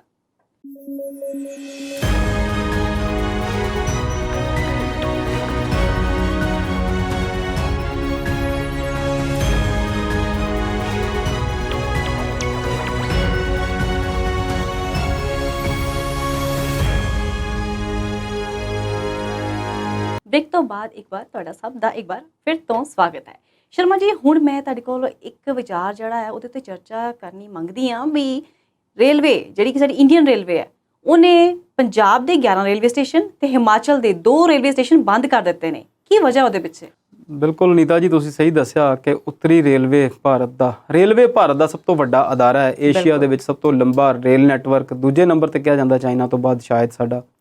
ਤੇ ਜਦੋਂ ਅਸੀਂ ਰੇਲਵੇ ਦੀ ਗੱਲ ਕਰਦੇ ਹਾਂ ਤੇ ਸਾਡੇ ਸਾਹਮਣੇ ਉਹ ਡੱਬੇ, ਉਹ ਗੱਡੀਆਂ ਨਜ਼ਰ ਆਉਂਦੀਆਂ ਨੇ ਜਿਹੜੀਆਂ ਕਿ ਭੀੜ ਦੇ ਨਾਲ, ਲੋਕਾਂ ਦੇ ਨਾਲ ਓਤ-ਪੋਤ ਹੁੰਦੀਆਂ ਨੇ। ਚਾਹੇ ਉਹ ਕੋਈ ਧਾਰਮਿਕ ਯਾਤਰਾ ਹੋਵੇ, ਚਾਹੇ ਉਹ ਕਿਸੇ ਪਾਸੇ ਕੋਈ ਖੇਡ ਕਾਰਜਕ੍ਰਮ ਹੋਵੇ, ਲੋਕ ਜਿਹੜੇ ਨੇ ਫਟਾਫਟ ਰੇਲਵੇ ਵੱਲ ਨੂੰ ਦੌੜਦੇ ਨੇ। ਅਸੀਂ ਵੀ ਜਦੋਂ ਕਿਤੇ ਥੋੜੀ ਦੂਰ ਤੋਂ ਵੱਧ ਦੂਰ ਜਾਣਾ ਹੋਵੇ, ਨੇੜੇ ਤੇੜੇ ਨੂੰ ਛੱਡ ਕੇ ਜਦੋਂ ਕਿਤੇ ਦੂਰ ਜਾਣਾ ਹੋਵੇ, ਚਾਹੇ ਕਿਤੇ ਦਿੱਲੀ ਜਾਂ ਇਸ ਤੋਂ ਲੰਬਾ ਸਫ਼ਰ ਕਰਨਾ ਹੋਵੇ, ਤੇ ਅਸੀਂ ਹਮੇਸ਼ਾ ਪਰਸਨਲ ਕਾਰ ਜਾਂ ਬੱਸ ਦੀ ਬਜਾਏ ਜਿਹੜਾ ਆ ਉਹ ਟ੍ਰੇਨ ਦਾ ਸਫ਼ਰ ਕਰਨਾ ਜ਼ਰੂਰੀ ਸਮਝਦੇ ਹਾਂ। ਦਿੱਲੀ ਦੀ ਜਦੋਂ ਅਸੀਂ ਗੱਲ ਕਰਦੇ ਹਾਂ ਤੇ ਮੈਟਰੋ ਰੇਲ ਜਿਹੜੀ ਆ ਉਹ ਅਸੀਂ ਵੀ ਅੱਜ ਵੀ ਕਹਿੰਦੇ ਹਾਂ ਕਿ ਜੇ ਉਹ ਇੱਕ ਦਿਨ ਲਈ ਬੰਦ ਹੋ ਜਾਏ ਤੇ ਸਾਰੀ ਦਿੱਲੀ ਜਿਹੜੀ ਆ ਉਹ ਚੋਕ ਹੋ ਜਾਂਦੀ ਹੈ। ਤੇ ਇੱਕ ਗੱਲ ਇਹ ਵੀ ਆ ਕਿ ਪਬਲਿਕ ਟਰਾਂਸਪੋਰਟ ਨੂੰ ਸਾਰੀ ਦੁਨੀਆ ਦੇ ਵਿੱਚ ਚੰਗੇ ਟਰਾਂਸਪੋਰਟ ਦਾ ਸਾਧਨ ਮੰਨਿਆ ਜਾਂਦਾ। ਆਵਾਜਾਈ ਦੇ ਸਭ ਤੋਂ ਚੰਗੇ ਸਾਧਨਾਂ ਦੇ ਵਿੱਚ ਜੇ ਸ਼ੁਮਾਰ ਹੁੰਦੀ ਤਾਂ ਉਹ ਪਬਲਿਕ ਟਰਾਂਸਪੋਰਟ ਹੈ। ਹਾਲਾਂਕਿ ਅਮਰੀਕਾ ਜਾਂ ਦੂਜੇ ਵਰਗੇ ਕੁਝ ਵੱਡੇ ਦੇਸ਼ ਜਿਹੜੇ ਨੇ ਉੱਥੇ ਪਬਲਿਕ ਟਰਾਂਸਪੋਰਟ ਬਹੁਤ ਚੰਗੀ ਆ, ਪਰ ਬਹੁਤ ਘੱਟ ਲੋਕ ਉਹਦੀ ਵਰਤੋਂ ਕਰਦੇ ਨੇ। ਪਰ ਸਾਡੇ ਦੇਸ਼ ਦੀ ਜਦੋਂ ਗੱਲ ਕਰਦੇ ਹਾਂ ਤੇ ਉੱਥੇ ਜਿਹੜਾ ਪਬਲਿਕ ਟਰਾਂਸਪੋਰਟ ਆ ਉਹ ਬਹੁਤ ਹੀ ਸੌਖਾ ਤੇ ਆਮ ਲੋਕਾਂ ਦਾ ਤੇ ਗਰੀਬ ਲੋਕਾਂ ਦਾ ਜਿਹੜਾ ਸਾਧਨ ਹੈ ਉਹ ਮੰਨਿਆ ਜਾਂਦਾ। ਅਸੀਂ ਪੰਜਾਬ ਦੀਆਂ ਜਿੰਨੀ ਵਾਰ ਵੀ ਗੱਲਾਂ ਕੀਤੀਆਂ ਨੇ ਤੇ ਸਭ ਤੋਂ ਵੱਡੇ ਮੁੱਦੇ ਜਦੋਂ ਸਾਡੇ ਸਾਹਮਣੇ ਆਉਂਦੇ ਨੇ ਉਹਦੇ 'ਚ ਟਰਾਂਸਪੋਰਟ ਜਿਹੜੀ ਆ ਜਾਂ ਪ੍ਰਾਈਵੇਟ ਟਰਾਂਸਪੋਰਟ ਜਾਂ ਜਿਹੜਾ ਅਦਾਰਾ ਆ ਉਹਦੀ ਗੱਲ ਅਸੀਂ ਅਕਸਰ ਕਰਦੇ ਹਾਂ। ਚਰਨਜੀਤ ਚੰਨੀ ਦੀ ਸਰਕਾਰ ਆਈ, ਕੈਪਟਨ ਸਾਹਿਬ ਤੋਂ ਸੱਤਾ ਜਿਹੜੀ ਲੈ ਲਈ ਗਈ, ਤੇ ਸਭ ਤੋਂ ਵੱਧ ਚਰਚਾ 3 ਮਹੀਨਿਆਂ 'ਚ ਜੇ ਹੋਈ ਤੇ ਉਹ ਜਿਹੜੇ ਪੰਜਾਬ ਕਾਂਗਰਸ ਦੇ ਹੁਣ ਪ੍ਰਧਾਨ ਬਣੇ ਨੇ ਅਮਰਿੰਦਰ ਸਿੰਘ ਰਾਜਾ ਵੜਿੰਗ, ਉਹਨਾਂ ਦੀ ਚਰਚਾ ਹੋਈ, ਕਿਉਂਕਿ ਉਹ ਟਰਾਂਸਪੋਰਟ ਮੰਤਰੀ ਲਾ ਦਿੱਤੇ ਗਏ ਸੀ ਤੇ ਸਾਰੇ ਪੰਜਾਬ ਦੀ ਟਰਾਂਸਪੋਰਟ ਉਹਨਾਂ ਨੇ ਚੈੱਕ ਕੀਤੀ ਜਾਂ ਪਬਲਿਕ ਬੱਸਾਂ ਨੂੰ ਵਧੀਆ ਤਰੀਕੇ ਨਾਲ ਚਲਾਉਣ ਦੀ ਗੱਲ ਕੀਤੀ। ਚਾਹੇ ਉਹ ਬੱਸਾਂ ਇੱਥੋਂ ਅੰਮ੍ਰਿਤਸਰ ਸਾਹਿਬ ਨੂੰ ਜਾਂਦੀਆਂ ਹੋਣ ਦਰਸ਼ਨ ਕਰਨ ਲਈ, ਤੇ ਚਾਹੇ ਉਹ ਬੱਸਾਂ ਪੰਜਾਬ ਦੇ ਵੱਖ-ਵੱਖ ਸ਼ਹਿਰਾਂ ਤੋਂ ਦਿੱਲੀ 에ਅਰਪੋਰਟ ਨੂੰ ਜਾਂਦੀਆਂ ਹੋਣ, ਅਕਸਰ ਜਿਹੜੀ ਆ ਪਬਲਿਕ ਟਰਾਂਸਪੋਰਟ ਉਹਦੀ ਚਰਚਾ ਜਿਹੜੀ ਆ ਉਹ ਹੁੰਦੀ ਆ। ਇਸ ਤੋਂ ਪਹਿਲਾਂ ਕਿ ਮੈਂ ਇਸ ਗੱਲ ਦੀ ਜ਼ਿਕਰ ਕਰਾਂ ਕਿ ਸਰਕਾਰ ਨੇ ਜਿਹੜੇ ਕਿਹੜੇ ਸਟੇਸ਼ਨ ਬੰਦ ਕੀਤੇ ਨੇ ਜਾਂ ਇੰਡੀਅਨ ਰੇਲਵੇ ਨੇ ਕੀ ਕੀਤਾ ਹੈ, ਉਸ ਤੋਂ ਪਹਿਲਾਂ ਇੱਕ ਗੱਲ 2016 ਦਾ ਇੱਕ ਜ਼ਿਕਰ ਕਰਨਾ ਆਉਂਦਾ ਹੈ। ਇੱਕ ਸ਼ਹਿਰ ਸੀ ਕਾਮੀ ਤੋਂ ਸ਼ਿਰਤਾਕੀ, ਅੱਛਾ ਜੀ, ਜਾਪਾਨ ਦਾ। 2016 ਦਾ ਜ਼ਿਕਰ ਆਉਂਦਾ ਕਿ ਜਾਪਾਨ ਦੀ ਜਿਹੜੀ ਹਕੀਦੋ ਰੇਲਵੇ ਟਰਾਂਸਪੋਰਟ, ਹਕੀਦੋ ਉੱਥੇ ਦਾ ਇੱਕ ਟਾਪੂ ਆ ਜਾਂ ਇੱਕ ਸ਼ਹਿਰ ਆ ਕਹਿ ਲਓ, ਉੱਥੇ ਦੀ ਇੱਕ ਪ੍ਰਾਈਵੇਟ ਰੇਲਵੇ ਚੱਲਦੀ ਸੀ। ਉਹਨਾਂ ਨੇ ਸੋਚਿਆ ਕਿ ਇਹ ਜਿਹੜੀ ਇੱਕ ਲਾਈਨ ਚੱਲਦੀ ਆ ਉਹਦੇ ਤੇ ਇੱਕ ਸਟੇਸ਼ਨ ਜਿਹੜਾ ਹੈ ਉਹ ਬੰਦ ਕਰ ਦਈਏ, ਉੱਥੇ ਉਹ ਟ੍ਰੇਨ ਜਿਹੜੀ ਆ ਉਹ ਨਾ ਰੁਕੇ। ਪਰ ਬਾਅਦ ਵਿੱਚ ਜਦੋਂ ਉਹਦਾ ਮੁਲਾਂਕਣ ਕੀਤਾ ਗਿਆ ਕਿ ਉੱਥੋਂ ਚੜ੍ਹਦਾ ਕੌਣ ਆ, ਤੇ ਉੱਥੇ ਹਾਈ ਸਕੂਲ ਦੀ ਇੱਕ ਸਟੂਡੈਂਟ ਸੀ, ਸਿਰਫ ਇੱਕ ਸਟੂਡੈਂਟ। ਅੱਛਾ, 3 ਸਾਲ ਤੁਸੀਂ ਯਕੀਨ ਕਰੋ ਕਿ ਉਹ ਟ੍ਰੇਨ ਉੱਥੇ ਰੁਕਦੀ ਰਹੀ ਦੋਨੋਂ ਟਾਈਮ, ਜਾਣ ਵੇਲੇ ਵੀ ਤੇ ਆਉਣ ਵੇਲੇ ਵੀ, ਕਿਉਂਕਿ ਉਹ ਬੱਚੀ ਉੱਥੋਂ ਚੜ੍ਹਦੀ ਸੀ ਤੇ ਉਹ ਬੱਚੀ ਸਿਰਫ ਔਰ ਸਿਰਫ ਇੱਕ ਪੈਸੇਂਜਰ ਲਈ। ਵਾਹ ਜੀ ਵਾਹ। ਸਾਰੀ ਦੁਨੀਆ ਦੇ ਵਿੱਚ ਉਹਦੀ ਚਰਚਾ ਹੋਈ, ਬਹੁਤ ਸਾਰੀਆਂ ਟੈਲੀਵਿਜ਼ਨ ਚੈਨਲਸ ਨੇ, ਬਹੁਤ ਸਾਰੇ ਰੇਡੀਓ ਚੈਨਲਸ ਨੇ ਉਹਦੀ ਵੀਡੀਓ ਬਣਾਈ, ਕਈ ਉਹਦੇ ਬਾਰੇ ਜਿਹੜੀ ਚਰਚਾ ਸਾਰੀ ਉਹਨਾਂ ਦੇ ਇਸ ਜਿਹੜਾ ਐਫਰਟ ਲਈ ਸਰਾਇਆ ਗਿਆ ਹਰ ਪਾਸੇ। ਬਿਲਕੁਲ ਬਿਲਕੁਲ ਸਰਾਇਆ ਗਿਆ, ਜਾਂ ਇਦਾਂ ਕਹਿ ਲਓ, ਅਸੀਂ ਅਕਸਰ ਗੱਲ ਕਰਦੇ ਹਾਂ ਕਿ ਬਾਹਰਲੇ ਮੁਲਕਾਂ ਤੇ ਹਿੰਦੁਸਤਾਨ 'ਚ ਫਰਕ ਕੀ ਆ। ਉਹ ਕਹਿੰਦੇ ਨੇ ਕਿ ਉੱਥੇ ਬੰਦੇ ਦੀ ਜਿਹੜੀ ਆ ਉਹ ਕਦਰ ਆ। ਉੱਥੇ ਉਸ ਇੱਕ ਵਿਦਿਆਰਥੀ ਦੀ, ਉੱਥੇ ਇੱਕ ਉਸ ਬੱਚੀ ਦੀ ਐਜੂਕੇਸ਼ਨ ਨੂੰ ਲੈ ਕੇ ਉਹ ਟ੍ਰੇਨ ਜਿਹੜੀ ਆ ਉਹ 3 ਸਾਲ ਲਗਾਤਾਰ ਚੱਲੀ। ਹੁਣ ਜੇ ਤੁਸੀਂ ਅੱਜ ਦੀ ਆਪਣੀ ਖਬਰ ਵੱਲ ਆਈਏ ਤੇ ਅਸੀਂ ਇਸ ਸਰਕਾਰ ਦੀ ਜਦੋਂ ਆਲੋਚਨਾ ਕਰਦੇ ਹਾਂ, 14 ਤੋਂ ਲੈ ਕੇ 19 ਤੱਕ ਇਹਨਾਂ ਦਾ ਪਹਿਲੇ 5 ਸਾਲ ਤੇ 19 ਤੋਂ ਲੈ ਕੇ ਹੁਣ ਜਿਹੜੇ 23 ਤੱਕ ਇਹਨਾਂ ਦੇ ਦੂਸਰੇ 5 ਸਾਲ ਚੱਲਦੇ ਪਏ ਨੇ 24 ਤੱਕ, ਉਹਦੇ ਵਿੱਚ ਜਦੋਂ ਅਸੀਂ ਦੇਖਦੇ ਹਾਂ ਕਿ ਸਰਕਾਰ ਜਿਹੜੀ ਆ ਉਹ ਬਹੁਤ ਕਰਕੇ ਸਿਰਫ ਔਰ ਸਿਰਫ ਕਮਾਈ ਵਾਲੇ ਪਾਸੇ ਨੂੰ ਦੇਖਦੀ ਆ। ਸਰਕਾਰ ਦੀ ਅਸੀਂ ਆਰਥਿਕ ਨੀਤੀਆਂ ਦੀ ਜਦੋਂ ਗੱਲ ਕਰਦੇ ਹਾਂ ਤੇ ਉਹ 40-42 ਲੱਖ ਕਰੋੜ ਦਾ ਕਰਜ਼ੇ ਸਾਡੇ ਸਾਹਮਣੇ ਆਉਂਦੇ ਨੇ। ਪੰਜਾਬ ਦੀ ਗੱਲ ਕਰਦੇ ਤਾਂ 3 ਲੱਖ ਕਰੋੜ ਦੇ ਕਰਜ਼ਿਆਂ ਦੀ ਗੱਲ ਹੁੰਦੀ ਹੈ। ਜਦੋਂ ਅਸੀਂ ਸੀਨੀਅਰ ਪੱਤਰਕਾਰਾਂ ਦੇ ਉਹ ਅੰਕੜੇ ਦੇਖਦੇ ਹਾਂ ਕਿ ਇਸ ਸਰਕਾਰ ਨੇ ਤੇ 20-22 ਲੱਖ ਕਰੋੜ ਜਿਹੜਾ ਆ ਉਹ ਤੇਲ ਦੇ ਉੱਤੇ ਵਾਧੂ ਕੀਮਤਾਂ ਲਾ ਕੇ ਹੀ ਪੂਰਾ ਕਰ ਲਿਆ, ਤੇ ਪੈਸੇ ਉਹ ਕਿੱਥੇ ਜਾਂਦੇ ਨੇ ਉਹ ਤੇ ਰੱਬ ਜਾਣੇ। ਤੇ ਹੁਣ ਅੱਜ ਦੀ ਤੁਸੀਂ ਅਖਬਾਰ ਚੱਕ ਲਓ, ਪਿਛਲੇ ਹਫ਼ਤੇ ਦੀਆਂ ਅਖਬਾਰਾਂ ਚੱਕ ਕੇ ਦੇਖ ਲਓ, ਰੋਜ਼ ਹੀ ਅੱਧੇ ਪੇਜ ਦੀ ਜਾਂ ਚੌਥਾ ਹਿੱਸਾ ਅਖਬਾਰ ਦੇ ਪੰਨੇ ਦੀ ਜਿਹੜੀ ਆ ਉਹ ਮਸ਼ਹੂਰੀ ਲੱਗੀ ਹੁੰਦੀ ਆ, ਇੱਕ ਇਸ਼ਤਿਹਾਰ ਲੱਗਿਆ ਹੁੰਦਾ ਕਿ LIC ਦਾ IPO ਜਿਹੜਾ ਉਹ ਆ ਰਿਹਾ। ਲਾਈਫ ਇੰਸ਼ੋਰੈਂਸ ਕਾਰਪੋਰੇਸ਼ਨ ਜਿਹੜਾ ਭਾਰਤ ਸਰਕਾਰ ਦਾ ਇੱਕ ਵੱਡਾ ਅਦਾਰਾ ਹੈ, ਉਹਦੇ ਵਿੱਚ ਵੀ ਸ਼ੇਅਰ ਮਾਰਕੀਟ ਦੇ ਵਿੱਚ ਉਹਦੇ ਸ਼ੇਅਰ ਲਿਆ ਕੇ ਤੇ ਉਹਦਾ ਹਿੱਸੇਦਾਰੀ ਜਿਹੜੀ ਆ ਉਹ ਵੇਚਣ ਦੀ ਕਵਾਇਦ ਜਾਰੀ ਆ। ਅਸੀਂ ਜਾਣਦੇ ਹਾਂ ਕਿ ਆਜ਼ਾਦੀ ਤੋਂ ਪਹਿਲਾਂ ਦੀ ਖੁੱਲੀ ਹੋਈ 에ਅਰ ਇੰਡੀਆ ਟਾਟਾ ਦੀ ਸੀ, ਇਹਨੇ ਭਾਰਤ ਸਰਕਾਰ ਨੇ ਉਹਨੂੰ ਐਕਵਾਇਰ ਕਰ ਲਿਆ ਸੀ ਤੇ ਉਹਨੂੰ ਜਿਹੜਾ ਆ ਉਹ ਵੇਚ ਦਿੱਤਾ ਗਿਆ। ਟ੍ਰੇਨਾਂ ਦੀ ਅਸੀਂ ਗੱਲ ਕਰਦੇ ਹਾਂ ਤੇ ਕਈ ਟ੍ਰੇਨਾਂ ਜਿਹੜੀਆਂ ਉਹ ਪ੍ਰਾਈਵੇਟ ਚੱਲਣ ਦੀ ਗੱਲ ਹੁੰਦੀ ਆ। ਰੇਲਵੇ ਦੇ ਜਿਹੜੇ ਕੁਝ ਪ੍ਰਾਪਰਟੀਜ਼ ਜਿਹੜੀਆਂ ਉਹਨਾਂ ਨੂੰ ਲੀਜ਼ ਤੇ ਦੇਣ ਦੀ ਗੱਲ ਹੁੰਦੀ ਆ, ਪ੍ਰਾਈਵੇਟ ਟ੍ਰੇਨਾਂ ਚਲਾਉਣ ਦੀ ਗੱਲ ਹੁੰਦੀ ਆ, ਤੇ ਨਾਲ ਦੀ ਨਾਲ ਹੋਰ ਬਹੁਤ ਸਾਰੀਆਂ ਚੀਜ਼ਾਂ ਜਿਹੜੀਆਂ ਉਹ ਕਰਦੀਆਂ। ਇਸੇ ਜਿਹੀਆਂ ਜਿਹੜੀਆਂ ਗੱਲਾਂ ਨੇ ਉਤੋਂ ਫਿਰ ਲੱਗਦਾ ਕਿ ਜਿਹੜੀ ਸਰਕਾਰ ਆ ਉਹ ਵੀ ਇੱਕ ਪ੍ਰੋਫਿਟ ਵਾਲੇ ਅਦਾਰੇ ਤੇ ਕੰਮ ਕਰਦੀ ਆ, ਨਾ ਕਿ ਉਹ ਲੋਕ ਭਲਾਈ ਲਈ ਕੰਮ ਕਰਦੀ। ਇਹਨਾਂ ਦੇ ਨਾਲ ਹੀ ਜੁੜਦੀ ਹੋਈ ਖਬਰ ਹੈ ਕਿ ਭਾਰਤੀ ਰੇਲਵੇ ਦੀ ਨਾਰਥ ਰੇਲਵੇ ਜਿਹੜੀ ਸਾਡੇ ਵਾਲੇ ਪਾਸੇ 'ਚ ਕੰਮ ਕਰਦੀ ਆ, ਪੰਜਾਬ, ਹਿਮਾਚਲ, ਹਰਿਆਣਾ, ਜੰਮੂ, ਉੱਤਰ ਪ੍ਰਦੇਸ਼ ਦੇ ਵਿੱਚ, ਉਹਦੀ ਫਿਰੋਜ਼ਪੁਰ ਡਿਵੀਜ਼ਨ ਨੇ 2 ਹਿਮਾਚਲ ਦੇ ਸਟੇਸ਼ਨ ਨੇ, ਜਿਨ੍ਹਾਂ ਦੇ ਵਿੱਚੋਂ ਇੱਕ ਤੇ ਕੋਈ ਬੈਜਨਾਥ ਮੰਦਿਰ ਦਾ ਸਟੇਸ਼ਨ ਹੈ ਜਿਹੜਾ ਧਾਰਮਿਕ ਸੀ, ਉਹਨੂੰ ਬੰਦ ਕਰ ਦਿੱਤਾ। ਇੱਕ ਹੋਰ ਤੇ ਲੁਧਿਆਣਾ, ਮੁਕਤਸਰ, ਤਰਨਤਾਰਨ ਤੇ ਇੱਕ ਜ਼ਿਲ੍ਹਾ ਹੋਰ ਹੈ ਫਿਰੋਜ਼ਪੁਰ, ਜਿਹਦੇ ਨਾਲ ਜੁੜਦੇ ਹੋਏ ਛੋਟੇ-ਛੋਟੇ 11 ਸਟੇਸ਼ਨਾਂ ਨੂੰ ਬੰਦ ਕਰਨ ਦੀ ਪੱਤਰ ਜਿਹੜਾ ਆ ਉਹ divisional commissioner commercial Firozpur division ਨੇ ਜਾਰੀ ਕਰ ਦਿੱਤਾ। ਤੇ ਮੈਨੂੰ ਲੱਗਦਾ ਸੀ ਫਿਰ ਉਹ ਜਾਪਾਨ ਵਾਲੀ ਖਬਰ ਯਾਦ ਆਈ ਕਿ ਉਹਨਾਂ ਨੇ ਇੱਕ ਬੱਚੇ ਲਈ 3 ਸਾਲ ਟ੍ਰੇਨ ਚਲਾਈ, ਤੇ ਇੱਥੇ ਬਹੁਤ ਸਾਰੇ ਪਿੰਡਾਂ ਦੇ ਵਿੱਚ 50-50 ਜਾਂ 100-100 ਜਿਹੜੇ ਯਾਤਰੀ ਨੇ ਉਹ ਰੋਜ਼ ਸਫ਼ਰ ਕਰਦੇ ਨੇ। ਇੱਕ ਸਟੇਸ਼ਨ ਦੀ ਗੱਲ ਹੁੰਦੀ ਸੀ, ਪਠਹੋੜ ਸਟੇਸ਼ਨ ਹੈ ਜੀ, ਉਹ 1958 ਦੇ ਵਿੱਚ ਜਿਹੜਾ ਆ ਉਹ ਸ਼ੁਰੂਆਤ ਹੋਈ ਸੀ, ਜਾਣੀ ਕਿ 62-63 ਸਾਲ ਪੁਰਾਣਾ ਉਹ ਸਟੇਸ਼ਨ ਆ। ਤੇ ਕਿਹਾ ਜਾਂਦਾ ਕਿ ਉਸ ਪਿੰਡ ਦੇ ਬਹੁਤੇ ਲੋਕ ਜਿਹੜੇ ਨੇ, ਉਸ ਸਟੇਸ਼ਨ ਦੇ ਆਲੇ ਦੁਆਲੇ ਦੇ ਬਹੁਤੇ ਲੋਕ ਜਿਹੜੇ ਨੇ ਉਹ ਫੌਜ ਵਿੱਚ ਸੇਵਾ ਕਰਦੇ ਨੇ, ਤੇ ਉਹਨਾਂ ਦੇ ਘਰ ਆਉਣ ਦਾ ਉਹ ਸੌਖਾ ਸਾਧਨ ਹੈ। ਸੋ ਸਰਕਾਰ ਨੂੰ ਇਹ ਸਟੇਸ਼ਨ ਬੰਦ ਕਰਨ ਤੋਂ ਪਹਿਲਾਂ ਉਹ ਜਾਪਾਨ ਵਾਲੀ ਖਬਰ ਵੀ ਦੇਖਣੀ ਚਾਹੀਦੀ ਸੀ, ਤੇ ਆਪਣੇ ਜਿਹੜੇ ਹਾਲਾਤ ਨੇ, ਇੱਥੇ ਦੇ ਲੋਕਾਂ ਦੇ ਸਾਧਨ ਨੇ, ਉਹ ਵੀ ਦੇਖਣੇ ਚਾਹੀਦੇ ਨੇ। ਠੀਕ ਹੈ ਕਿ ਇੱਕ ਟਾਈਮ ਸੀਗਾ ਕਿ ਹਮਾਰਾ ਬਜਾਜ ਦੀ ਗੱਲ ਹੁੰਦੀ ਸੀ ਕਿ ਸਕੂਟਰ ਹਰ ਬੰਦੇ ਕੋਲ ਆ ਗਿਆ, ਤੇ ਹੁਣ ਅਸੀਂ ਅੰਕੜਿਆਂ 'ਚ ਕਹਿ ਦਿੰਦੇ ਹਾਂ ਕਿ ਭਾਰਤ ਦੇ ਵਿੱਚ 125 ਕਰੋੜ ਲੋਕ ਨੇ ਤੇ ਇੰਨੇ ਕਰੋੜ ਗੱਡੀਆਂ ਆ ਗਈਆਂ। ਪਰ ਜਦੋਂ ਅਸੀਂ ਧਰਾਤਲ ਦੀ ਗੱਲ ਕਰਦੇ ਹਾਂ ਤੇ ਬਹੁਤ ਸਾਰੇ ਲੋਕ ਹਾਲੇ ਵੀ ਪਬਲਿਕ ਟਰਾਂਸਪੋਰਟ ਨਾਲ ਜੁੜੇ ਹੋਏ ਨੇ। ਤੇ ਇਹ ਸਟੇਸ਼ਨ ਨਵੇਂ ਬਣਾਉਣੇ ਤਾਂ ਕੀ ਸੀ, ਤੁਸੀਂ ਜਿਹੜੇ ਪੁਰਾਣੇ ਬੰਦ ਪਏ ਨੇ ਉਹਨਾਂ ਨੂੰ ਵੀ ਤੋੜ ਰਹੇ ਹਾਂ ਜਾਂ ਸਟੇਸ਼ਨ ਬੰਦ ਕਰ ਰਹੇ ਹਾਂ। ਇਨਫਰਾਸਟ੍ਰਕਚਰ ਲੱਗਿਆ ਹੋਇਆ, ਸਿਰਫ ਔਰ ਸਿਰਫ ਇੱਕ ਗੱਡੀ ਦੀ ਬ੍ਰੇਕ ਹੀ ਲੱਗਣੀ ਹੈ ਨਾ। ਪਰ ਉਹਨਾਂ ਨੇ ਉਹਨਾਂ ਨੂੰ ਕਹਿ ਦਿੱਤਾ ਹੋਇਆ ਹੈ, ਉਹਨਾਂ ਲੋਕਾਂ ਨੂੰ ਜਿਹੜੇ ਉੱਥੇ ਟਿਕਟ ਵੈਂਡਰਸ ਸਨ, ਜਿਹੜੇ ਟਿਕਟਾਂ ਖਰੀਦ ਕੇ ਵੇਚਦੇ ਸੀ, ਕਿ ਹੁਣ ਇਹ ਵਾਲੀਆਂ ਟਿਕਟਾਂ ਜਿਹੜੀਆਂ ਉਹ ਵੇਚਣੀਆਂ ਬੰਦ ਕਰ ਦਿਓ। ਅਸੀਂ ਬਹੁਤ ਸਾਰਿਆਂ ਮਸਲਿਆਂ ਤੇ ਇਹੋ ਸਾਰੀਆਂ ਚੀਜ਼ਾਂ ਦੇਖਦੇ ਹਾਂ ਕਿ ਸਰਕਾਰ ਦਾ ਜਿਹੜਾ ਜਿਹੜਾ ਟਾਰਗੇਟ ਹੁੰਦਾ ਹੈ ਉਹ ਨਾ ਕਿ ਜਿਹੜੀ ਫਾਈਨੈਂਸ਼ੀਅਲ ਪਾਲਿਸੀਜ਼ ਹੁੰਦੀਆਂ ਉਹ ਸਾਰੇ ਦਾ ਸਾਰਾ ਟਾਰਗੇਟ ਜਿਹੜਾ ਹੈ ਉਹਨਾਂ ਦਾ ਆਪਣਾ ਪਰਸਨਲ ਮੁਨਾਫਾ ਹੁੰਦਾ ਹੈ ਸਰਕਾਰਾਂ ਦਾ, ਨਾ ਕਿ ਜਿਹੜਾ ਹੈ ਪਬਲਿਕ ਵੈਲਫੇਅਰ ਵੱਲ ਕੋਈ ਧਿਆਨ ਹੁੰਦਾ ਉਹਨਾਂ ਦਾ। ਦੇਖੋ ਕਾਰਪੋਰੇਟ ਕਲਚਰ ਹਰ ਚੀਜ਼ ਦਾ ਜਿਹੜਾ ਆ ਉਹ ਕਰ ਦੇਣਾ ਉਹ ਇੱਕ ਬੁਰੀ ਚੀਜ਼ ਹੈ। ਜਦੋਂ ਅਸੀਂ ਇਹਨਾਂ ਦੇ ਭਾਸ਼ਣ ਸੁਣਦੇ ਹਾਂ, ਚਾਹੇ ਉਹ ਨਵੇਂ ਸਾਲ ਤੇ ਹੋਵੇ, ਚਾਹੇ ਉਹ 15 ਅਗਸਤ ਤੇ ਹੋਵੇ, ਚਾਹੇ ਉਹ 26 ਜਨਵਰੀ ਨੂੰ ਹੋਵੇ, ਉਦੋਂ ਤਾਂ ਕਹਿੰਦੇ ਨੇ ਕਿ ਸਰਕਾਰ ਦੀਆਂ ਯੋਜਨਾਵਾਂ ਇਸ ਚੀਜ਼ ਨੂੰ ਮੁੱਖ ਰੱਖ ਕੇ ਬਣਾਈਆਂ ਜਾਂਦੀਆਂ ਨੇ ਕਿ ਉਹ ਲਾਈਨ 'ਚ ਖੜੇ ਆਖਰੀ ਵਿਅਕਤੀ ਤੱਕ ਪਹੁੰਚਣ। ਤੇ ਫਿਰ ਕੀ ਇਹਨਾਂ 11 ਸਟੇਸ਼ਨਾਂ ਤੋਂ ਜਿਹੜੇ ਇੱਕਾ ਦੁੱਕਾ ਲੋਕ ਵੀ ਚੜ੍ਹਦੇ ਨੇ, ਕੀ ਉਹ ਇਸ ਲਾਈਨ ਦੇ ਆਖਰੀ ਲੋਕ ਵੀ ਨਹੀਂ ਹਨ ਜਾਂ ਉਹ ਇਸ ਮੁਲਕ ਦੇ ਲੋਕ ਨਹੀਂ ਹਨ? ਸੋਚਣਾ ਬਣਦਾ ਹੈ। ਬਹੁਤ ਸਾਰੀਆਂ ਚੀਜ਼ਾਂ ਨੇ ਜੇ ਪਬਲਿਕ ਟਰਾਂਸਪੋਰਟ ਦੀ ਗੱਲ ਕਰੀਏ। ਆਪਾਂ ਲੋਕਤੰਤਰ 'ਚ ਰਹਿ ਰਹੇ ਹਾਂ ਤੇ ਰੁਕ ਕਰਦੇ ਹਾਂ ਜੀ ਹੁਣ ਆਪਾਂ ਅਗਲੀ ਖਬਰ ਵੱਲ। ਅਗਲਾ ਜਿਹੜਾ ਵਿਚਾਰ ਹੈ ਉਹ ਇਹ ਹੈ ਕਿ ਰਾਮਨੌਮੀ ਦਾ ਜਿਹੜਾ ਪਵਿੱਤਰ ਦਿਹਾੜਾ ਹੈਗਾ ਉਹ ਦੇਸ਼ ਦੇ ਵੱਖ-ਵੱਖ ਹਿੱਸਿਆਂ ਵਿੱਚ ਬਹੁਤ ਹੀ ਖੂਬੀ ਨਾਲ, ਬਹੁਤ ਹੀ ਚਾਅ ਨਾਲ, ਮਲਾ ਨਾਲ ਮਨਾਇਆ ਗਿਆ। ਪਰ ਉੱਥੇ ਹੀ ਨਾਲ ਦੀ ਨਾਲ ਸੁਣਨ 'ਚ ਆਇਆ ਹੈ ਕਿ ਦੇਸ਼ ਦੇ ਵੱਖ-ਵੱਖ ਹਿੱਸਿਆਂ ਵਿੱਚ ਬਹੁਤ ਹੀ ਹਿੰਸਕ ਘਟਨਾਵਾਂ ਵੀ ਪਾਈਆਂ ਗਈਆਂ ਨੇ। ਤੇ ਸ਼ਰਮਾ ਜੀ ਤੁਸੀਂ ਥੋੜ੍ਹਾ ਚਾਨਣਾ ਪਾਓ ਵੀ ਇਹਦੇ ਪਿੱਛੇ ਵਜ੍ਹਾ ਕੀ ਹੈ, ਕੀ ਕਹਾਣੀ ਇਹਦੇ ਪਿੱਛੇ? ਜਦੋਂ ਰਾਮਚਰਿਤ ਮਾਨਸ ਦੀ ਰਚਨਾ ਹੋਈ, ਜਦੋਂ ਗੋਸਵਾਮੀ ਤੁਲਸੀਦਾਸ ਨੇ ਲਿਖਿਆ ਤੇ ਉਹਨਾਂ ਨੇ ਰਾਮ ਦੇ ਜਨਮ ਨੂੰ ਲੈ ਕੇ ਜਿਹੜੀ ਲਾਈਨ ਲਿਖੀ ਉਹ ਕਹਿੰਦੇ ਭੈ ਪ੍ਰਕਟ ਕਿਰਪਾਲਾ ਦੀਨ ਦਿਆਲਾ ਕੌਸਲਿਆ ਹਿਤਚਾਰੀ ਹਰਸ਼ਿਤ ਮਹਤਾਰੀ ਮੁਨਿਮਨ ਹਾਰੀ ਅਦਭੁਤ ਰੂਪ ਵਿਚਾਰੀ। ਜਿੰਨੇ ਸੋਹਣੇ ਸ਼ਬਦਾਂ ਨਾਲ ਉਹਨਾਂ ਨੇ ਰਾਮ ਦੇ ਜਨਮ ਦਾ ਵਰਣਨ ਕੀਤਾ ਤੇ ਜਿੰਨੀ ਮਹਿਮਾ ਭਗਵਾਨ ਰਾਮ ਦੀ ਮਹਾਤਮਾ ਗਾਂਧੀ ਨੇ ਗਾਈ ਆ। ਅਸੀਂ ਉਹਦੇ ਧਾਰਮਿਕ ਪਹਿਲੂ ਨੂੰ ਨਾ ਦੇਖ ਕੇ ਜੇ ਰਾਮ ਰਾਜ ਦੀ ਵੀ ਗੱਲ ਕਰੀਏ ਤੇ ਲਗਭਗ ਸਾਰੀ ਦੁਨੀਆ ਦੇ ਵਿੱਚ ਜਦੋਂ ਵੀ ਕਿਤੇ ਚੰਗੇ ਰਾਜ ਦੀ ਕਲਪਨਾ ਕੀਤੀ ਜਾਂਦੀ ਆ ਤੇ ਉਹਨੂੰ ਉਹਦੀ ਜਿਹੜੀ ਤਸ਼ਬੀਹ ਆ, ਉਹਦਾ ਜਿਹੜਾ ਮੁਲਾਂਕਣ ਆ ਉਹ ਰਾਮ ਰਾਜ ਨਾਲ ਕੀਤਾ ਜਾਂਦਾ। ਉਹਨੂੰ ਉਹਦੇ ਨਾਲ ਜੋੜ ਕੇ ਦੇਖਿਆ ਜਾਂਦਾ ਕਿ ਇਹ ਤਾਂ ਰਾਮ ਰਾਜ ਹੋ ਗਿਆ। ਪਰ ਉਸੇ ਭਗਵਾਨ ਰਾਮ ਦੇ ਜਨਮ ਦਿਨ ਤੇ ਰਾਮਨੌਮੀ ਤੇ ਜਿੰਨਾ ਕੁਝ ਭਾਰਤ ਵਿੱਚ ਇਸ ਵਾਰ ਹੋਇਆ, ਤੁਸੀਂ ਉਹਦੀ ਚਰਚਾ ਜਾਂ ਉਹਦੇ ਕਾਰਨ ਲੱਭਣ ਦੀ ਗੱਲ ਕੀਤੀ ਆ।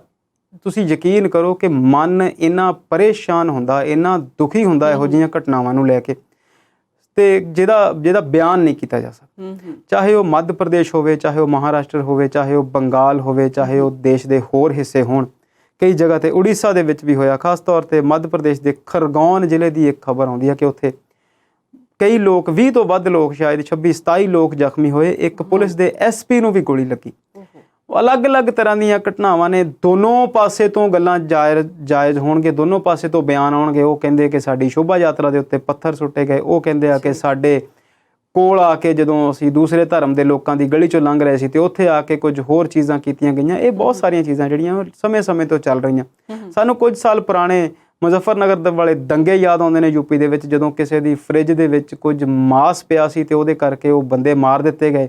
ਕਿਹਾ ਗਿਆ ਕਿ ਉਹ ਜਿਹੜਾ ਆ ਉਹ ਗਊ ਮਾਸ ਸੀ। ਬਾਅਦ ਵਿੱਚ ਉਹਦਾ ਕੀ ਹੋਇਆ ਕੀ ਨਹੀਂ ਹੋਇਆ, ਕਈ ਲੋਕਾਂ ਨੂੰ ਆਪਣੇ ਜਾਨ ਤੋਂ ਹੱਥ ਧੋਣੇ ਪਏ, ਕਈ ਲੋਕਾਂ ਦੇ ਘਰ-ਬਾਰ ਫੂਕ ਦਿੱਤੇ ਗਏ, ਸਾੜ ਦਿੱਤੇ ਗਏ। ਬਹੁਤ ਕੁਝ ਸਾਡੇ ਦੇਸ਼ ਵਿੱਚ ਅਸੀਂ ਬਹੁਤ ਵਾਰ ਦੇਖਿਆ ਤੇ ਫਿਰ ਇਸੇ ਕਰਕੇ ਉਹ ਮੁੜ ਕੇ ਸਾਡੇ ਮੁਲਕ ਵਿੱਚ ਕਿਹਾ ਜਾਂਦਾ ਕਿ ਦੰਗੇ ਜਿਹੜੇ ਨੇ ਇੱਥੇ ਹੁੰਦੇ ਨਹੀਂ, ਕਰਵਾਏ ਜਾਂਦੇ ਨੇ। ਬਿਲਕੁਲ। ਹੁਣ ਤੁਸੀਂ ਉਸ ਸਵਾਲ ਜਿਹੜਾ ਪੁੱਛਿਆ ਉਹਦੇ ਮੈਂ ਗੱਲ ਕੀਤੀ ਕਿ ਭਗਵਾਨ ਰਾਮ ਨੂੰ ਲੈ ਕੇ ਜਿਹੋ ਜਿਹੀਆਂ ਗੱਲਾਂ ਹੋਈਆਂ।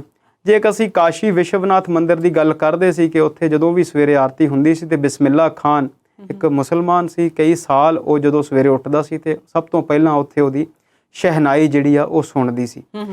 ਤੇ ਇਸੇ ਤਰੀਕੇ ਦੇ ਨਾਲ ਅਯੁੱਧਿਆ ਦੇ ਵਿੱਚ ਬਹੁਤ ਸਾਲ ਤੱਕ ਵੱਖ-ਵੱਖ ਫਿਰਕੇ ਦੇ ਲੋਕ ਜਿਹੜੇ ਨੇ ਉਹ ਉੱਥੇ ਪੂਜਾ ਅਰਚਨਾ ਕਰਦੇ ਰਹੇ ਨੇ ਤੇ ਮੁੱਖ ਭੂਮਿਕਾਵਾਂ ਵੀ ਨਿਭਾਉਂਦੇ ਰਹੇ ਨੇ। ਅਸੀਂ ਪੰਜਾਬ ਦੇ ਵਿੱਚ ਸ਼੍ਰੀ ਦਰਬਾਰ ਸਾਹਿਬ ਦੀ ਗੱਲ ਕਰਦੇ ਹਾਂ ਤੇ ਅਕਸਰ ਅਸੀਂ ਜਾਣਦੇ ਹਾਂ ਕਿ ਉੱਥੇ ਉਹਦੀ ਨੀਂਹ ਪੱਥਰ ਰੱਖਣ ਦੀ ਗੱਲ ਆ ਉਸ ਬਿਲਡਿੰਗ ਦੀ। ਉਹਦੇ ਪਿੱਛੇ ਵੀ ਇੱਕ ਜਿਹੜਾ ਵੱਖਰੇ ਧਰਮ ਦਾ ਜਾਂ ਮੁਸਲਮਾਨ ਧਰਮ ਦੇ ਲੋਕ ਹੋਣ ਦੀ ਗੱਲ ਆਉਂਦੀ ਆ। ਹੁਣ ਉਸ ਪਾਸੇ ਨੂੰ ਅਸੀਂ ਨਾ ਜਾਈਏ। ਬੀਜੇਪੀ ਨੂੰ ਅਸੀਂ ਕਈ ਵਾਰ ਇਸ ਨਾਲ ਗੱਲਾਂ ਕਰਕੇ ਕੋਸਦੇ ਰਹਿੰਦੇ ਹਾਂ ਕਿ ਇਹ ਕੁਝ ਹੁੰਦਾ ਹੈ। ਇਹਨਾਂ ਜ਼ਿਲ੍ਹਿਆਂ ਦੀਆਂ ਗੱਲਾਂ ਕਰਨੀਆਂ। 84 ਤੋਂ ਵੱਧ ਬੰਦੇ ਮੱਧ ਪ੍ਰਦੇਸ਼ ਦੇ ਵਿੱਚ ਗ੍ਰਿਫਤਾਰ ਨੇ, 39-40 ਲੋਕ ਗੁਜਰਾਤ ਵਿੱਚ ਗ੍ਰਿਫਤਾਰ ਨੇ, ਮਹਾਰਾਸ਼ਟਰ ਦੇ ਵਿੱਚ ਵੀ ਕਈ ਗ੍ਰਿਫਤਾਰੀਆਂ ਹੋਈਆਂ ਨੇ। ਪਰ ਹੈਰਾਨੀ ਦੀ ਗੱਲ ਇਹ ਆ ਕਿ ਪ੍ਰਧਾਨ ਮੰਤਰੀ ਨਰਿੰਦਰ ਮੋਦੀ ਇਹ ਜਦੋਂ ਸਾਰਾ ਕੁਝ ਹੋ ਰਿਹਾ, ਵਾਪਰ ਰਿਹਾ, ਉਸ ਤੋਂ ਬਾਅਦ ਯੂਕਰੇਨ ਤੇ ਰੂਸ ਦੇ ਰਾਸ਼ਟਰਪਤੀਆਂ ਨੂੰ ਸ਼ਾਂਤੀ ਦੀ ਸਲਾਹ ਦੇ ਰਹੇ ਨੇ। ਜੋ ਬਾਈਡਨ ਨਾਲ ਗੱਲਾਂ ਕਰ ਰਹੇ ਨੇ, ਵਿਸ਼ਵ ਗੁਰੂ ਹੋਣ ਦੀ ਗੱਲ ਕਰਦੇ ਨੇ ਤੇ ਇਹ ਵੀ ਕਹਿੰਦੇ ਨੇ ਕਿ ਭਾਰਤ ਰੂਸ ਤੇ ਯੂਕਰੇਨ ਵਿੱਚ ਸ਼ਾਂਤੀ ਦਾ ਮੁੱਦਾ ਹੀ ਆ।